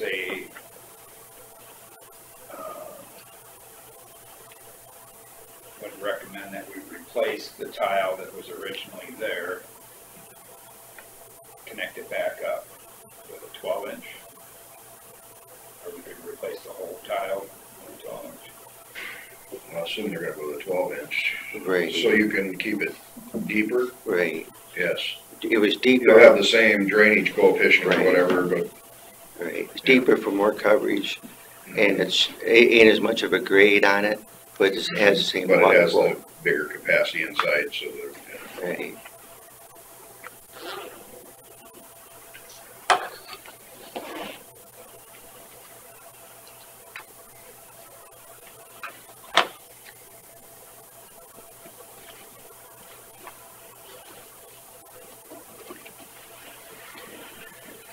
thoughts on this, Mike?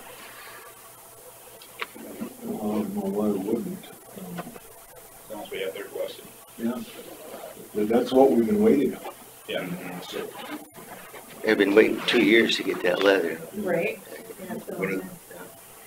So what should be, turn around with the engineer's recommendation was that there's just a section that needs to be replaced, or is there? Since he changed the size of the pipe and changed how much coverage he wants on the pipe, he recommendation put a whole new line in, because the elevation and the grade, the old is all different than the new. That way we don't have to worry about parts of it not being, compromised that we don't know about. well, you couldn't, because it's gonna be at a different grade, so. Right, different grade and It's different probably gonna elevation. be- If it's deeper, it wouldn't work, because you'd be tying into a tile that's above you. Right, And with the bigger size, you have to hold Right. it out, up and down. right. Was there an estimated cost involved with this? There was, yeah.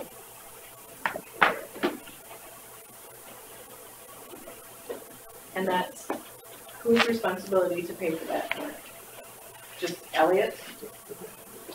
I'm What's sorry? that? That's up to the supervisors, I guess.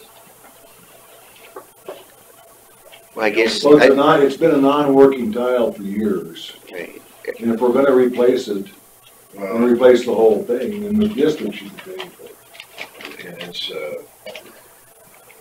basically a repair at this point, because we have a non-functioning 10-inch tile that's gonna get replaced with a deeper functioning 12-inch tile. But it's non-functioning because it got destroyed. No. The bottom end, the bottom quarter mile got destroyed. yeah, but you can't put in the new, when Andy spec'd out lower depth and, different elevations, so even if it did get destroyed, it'd have to get destroyed to put the new in anyway, so that's irrelevant to the whole But case. The bottom end of that, there's no reason the district shouldn't pay for that, just fine. Well, if we're putting in a new line, and it's recommended we take out the old, that's, I've never been part of, it obviously wasn't working, because maybe it was working for the west end of the land, but it wasn't working for the east end of the land. Correct? I mean, I don't remember, but I'm gonna guess 5 acres, at least 5 acres grounded out every year. Not to mention, the drainage from south of Highway 9 and what's his face, East of 190th. yeah.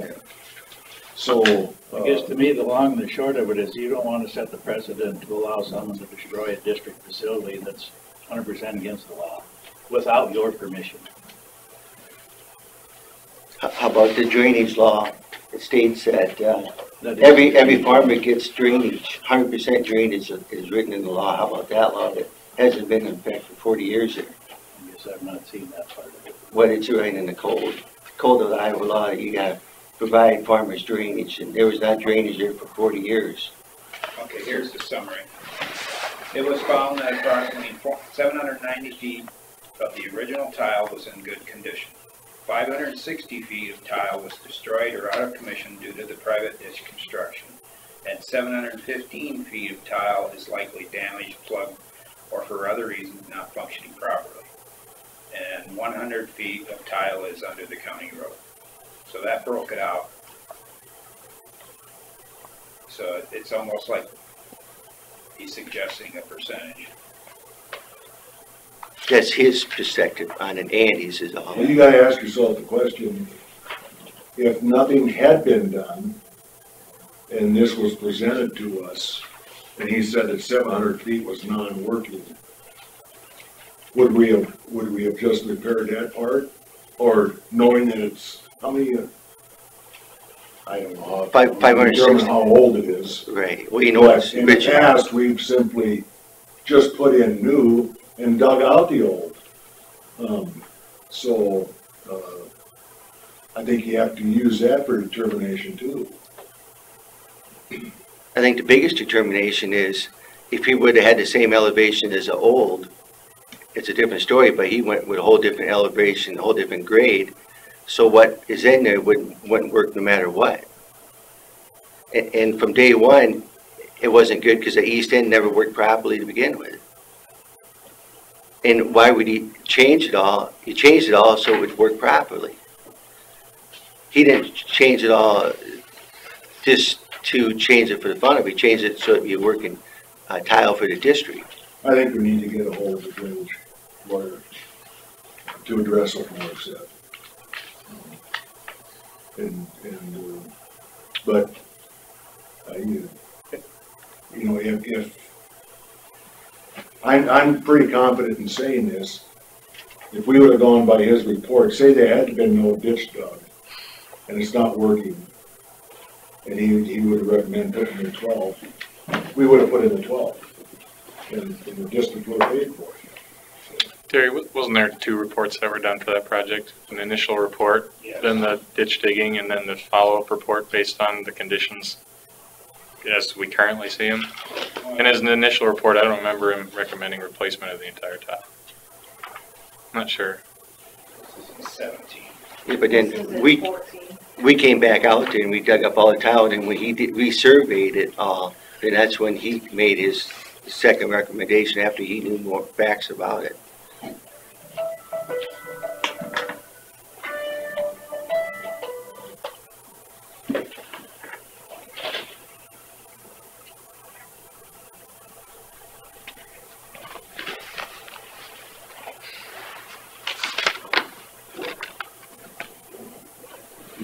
Everything.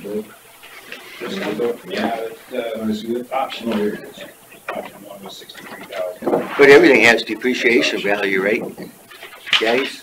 Everything has depreciation value. You buy a new truck, you depreciate after 5 years. The tile's been there 100 years, and you're going to tell me it's the same value as a new price?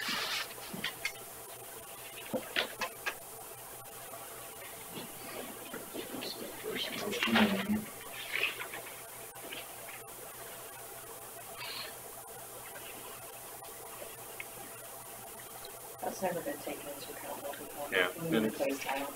It just goes on today's price. How about the 30 times they came over here and wanted it fixed, and it's never getting fixed? How about that? Yeah, that I don't know. Yeah.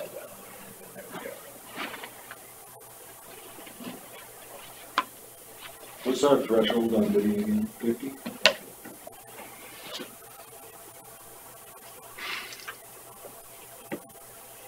How about, I'll go ahead, I'm sorry. I was just saying, how about if I put it in for under 50 and with no crop damage? It's 13,000 less. Than the estimate. And the only thing I disagree on the plan is on the east end, he has cement pipe with no drainage in it. And I guess I like to use HP stormwater pipe. That's, a lot of people use for county mains that would have drainage in it. Leave the door open, would you please? Because you know how many times you guys been down the road where you get done with a new project and it's worse, the drainage, because it didn't have no perf in it. How many times you had to fix those problems? So I was trying to avoid that problem. What do you think about that, Mark? What kind of covers on it, I guess, I don't know. 2 foot. Is it gonna stand up to that then? What's that? I got the specs here, and I talked to 2 other licensed engineers, and they didn't see no problem with it whatsoever. What's the cost difference? It'd be a little bit cheaper. Cheaper than cement? Yeah. And the cement truck's 8 foot, and the plastic's 20, so it ain't gonna get this here effect as easy. And ADS makes it, and I got the spec sheet that they use it all the time for that. Yes. Well, if we can come to an agreement between 37,290 and 50,000,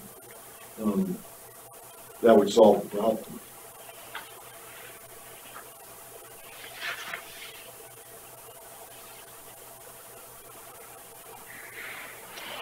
What kind of pipe is this you're gonna put in, you said? It's right here. Heavy duty. Dual plastic. Dual plastic. It's dew wall, but it's a higher grade. It's higher grade than dew wall. Yeah, the storm water. Yeah, we've been down that road. Is 2 foot enough cover? Or, Pretty marginal. Yeah. By their People- specs, it says a foot's enough cover. I was just gonna say, what do the people who manufacture it recommend? A foot's enough. So That's weird. with the new engineered grade, it'll still. Yeah, it says right there, 12 inches. Right. Or no, that's what it says. If you read like a page before there, Mr. Derby says that there'd be 2 foot of cover in all of it. Next one, I can't remember which one it was.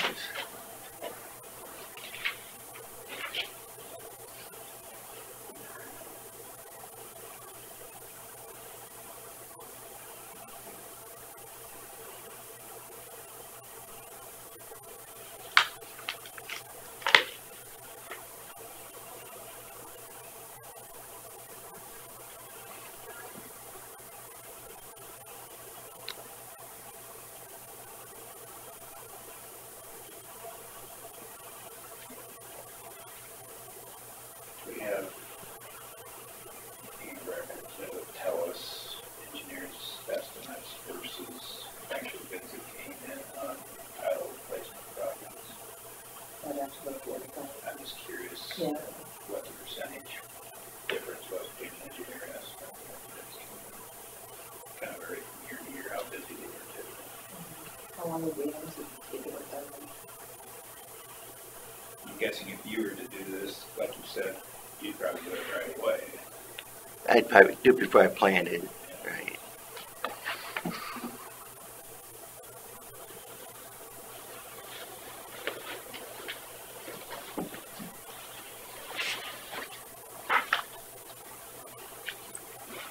What's your thoughts? Like I say, if we can come, 37,290 is gonna be the cost of the drainage district. If we can make this problem go away between that and 50,000, I don't know why we wouldn't entertain it.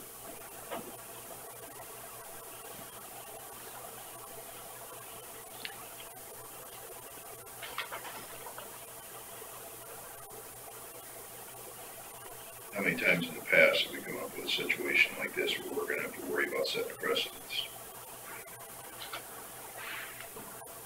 In that respect. As far as what Mark was addressing, working on a county facility.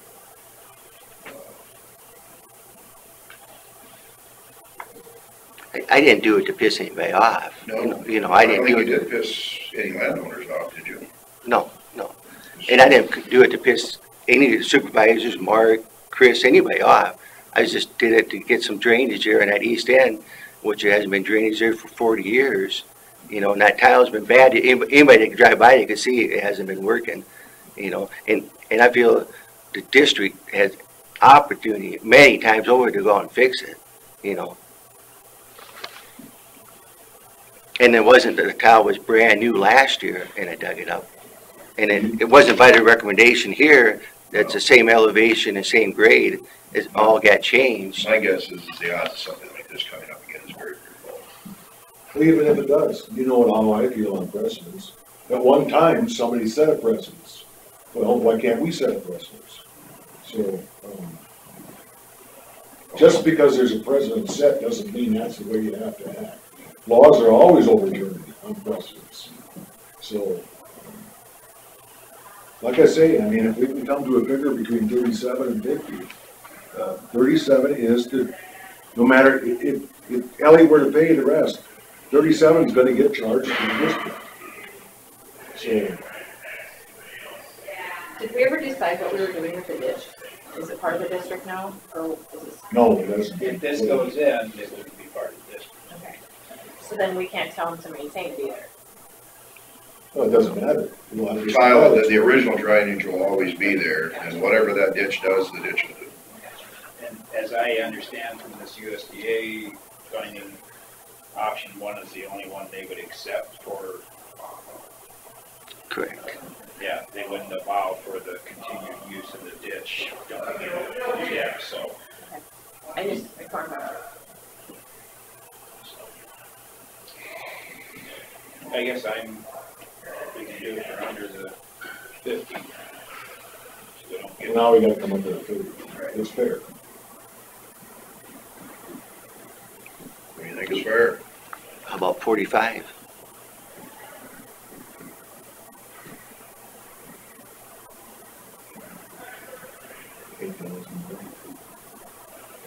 So explain to me what we're doing.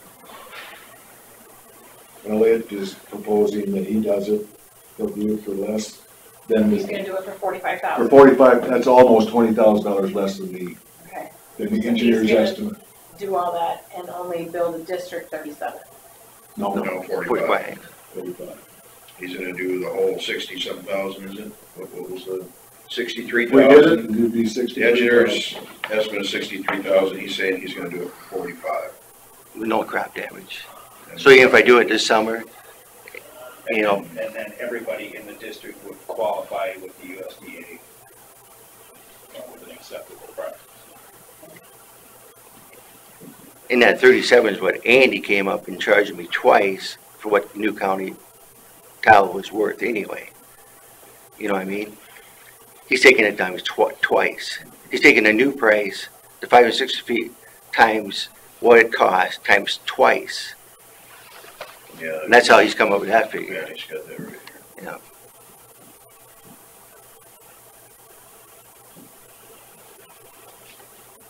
Well, I have a little conflict of interest, but not much. I think that's fair. $20,000 under, regardless of who pays You know, it.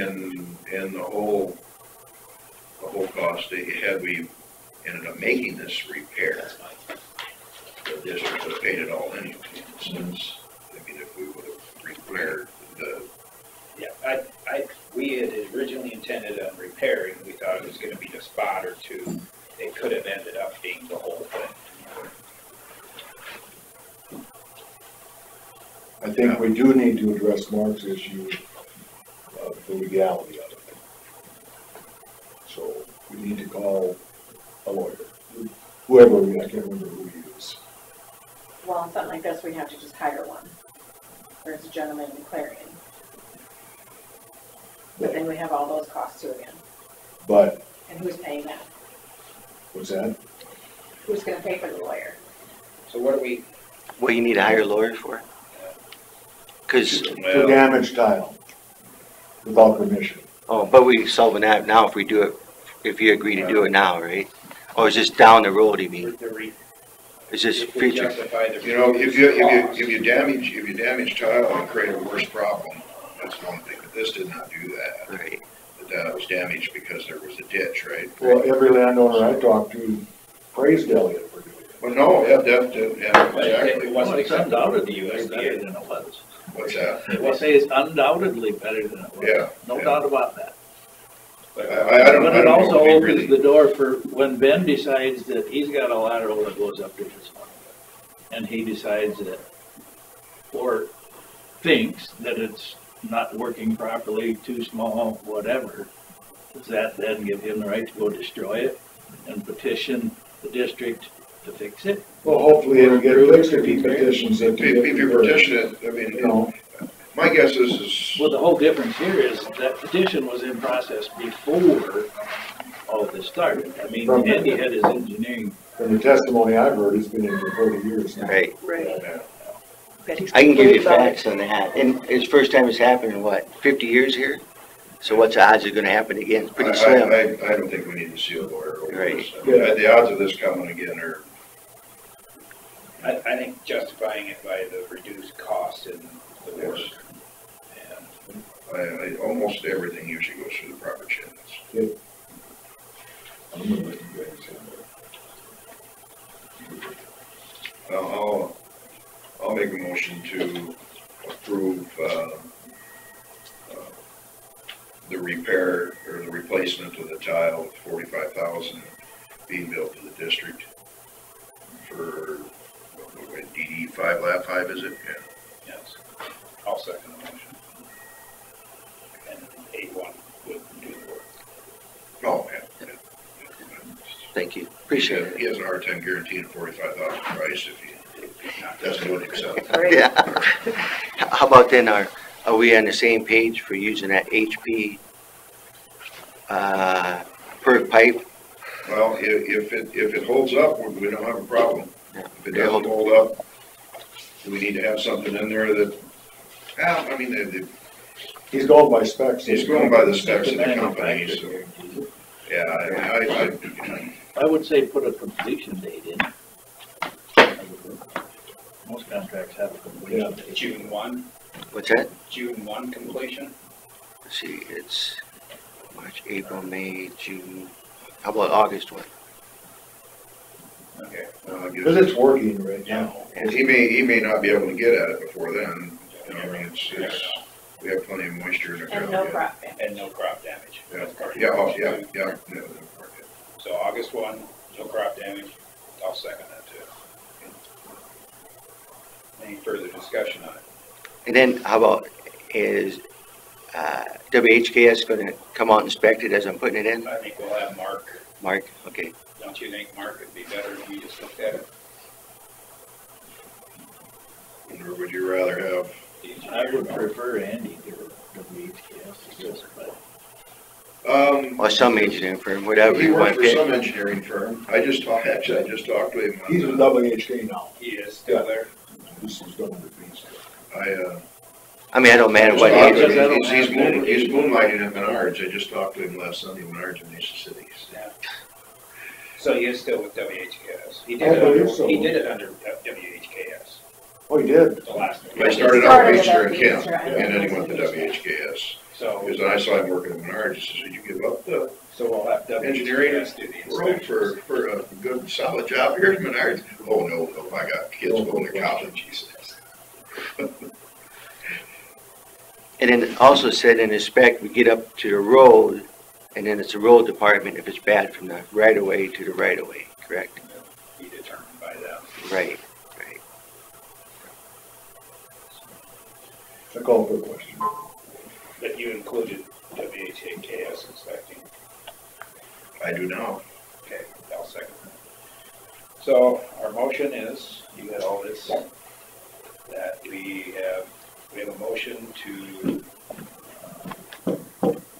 hire A1 Excavating to put in the replacement of tile to 12 inch, according to WHKS specs. And they would be doing the inspections.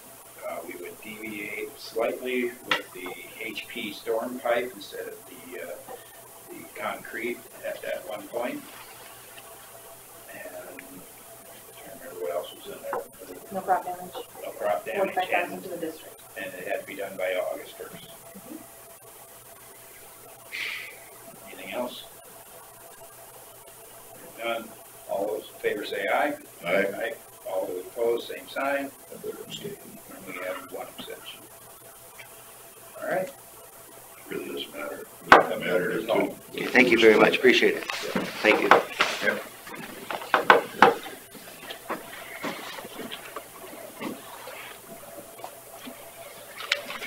of that.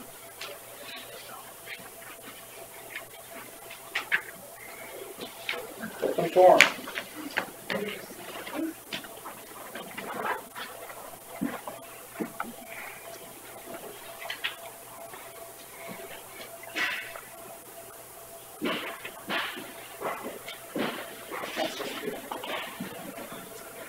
Since he brought that up,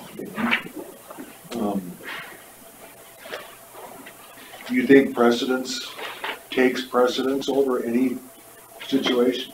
If you come. I guess I don't know all the details of it. No, but say you have a unique situation where precedent is set, we're not gonna take care of your problem because precedent's been set.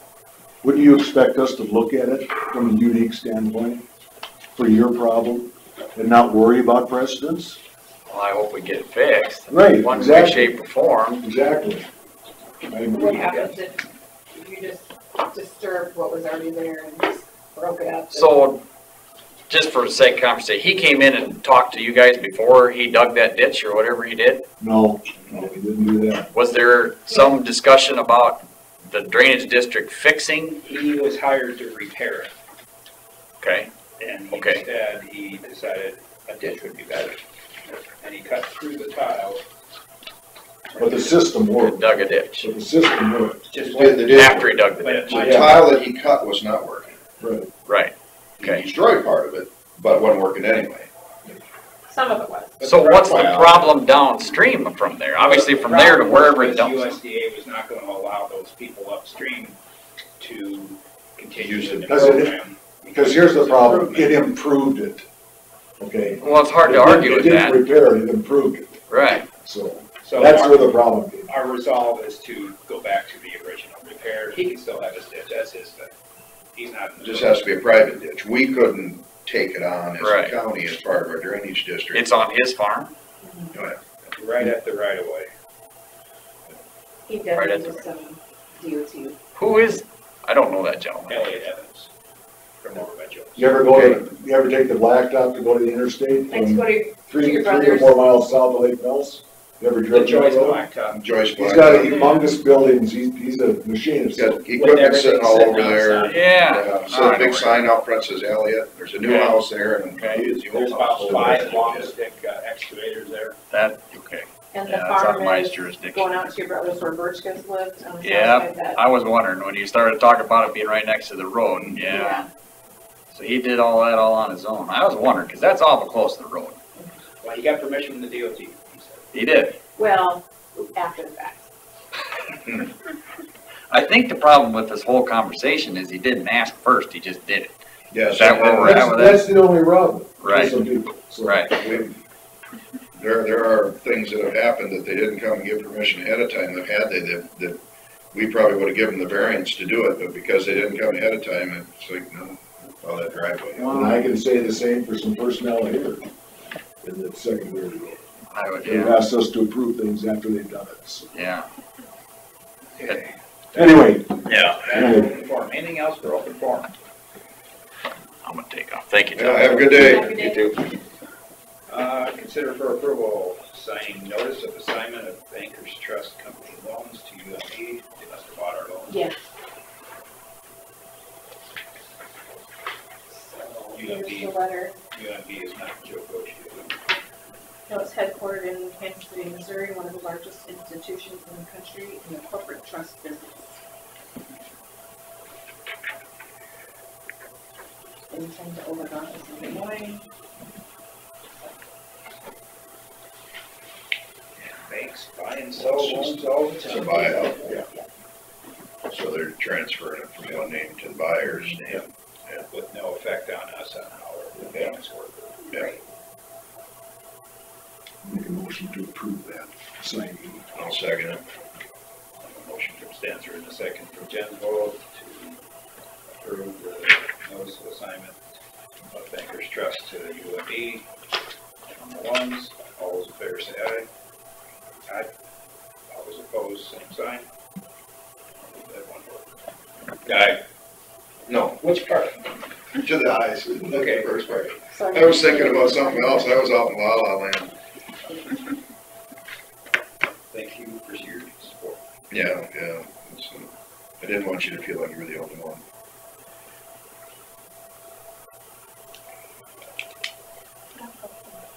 What's that? Nothing. Oh,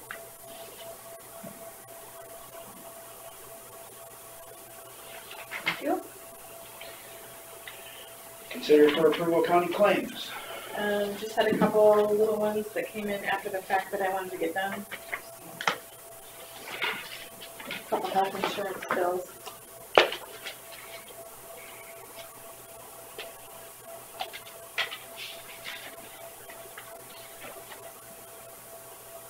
I'll make a motion to approve the county claims. I'll second it. Motion from Derby and a second from Gensvold to approve the county claims. All those in favor say aye. Aye. Aye. All those opposed, same sign. Motion carries. We stand adjourned. Took longer than I thought it would. So for 2 hours. Yeah, are you all right? Yeah, my butt hurts.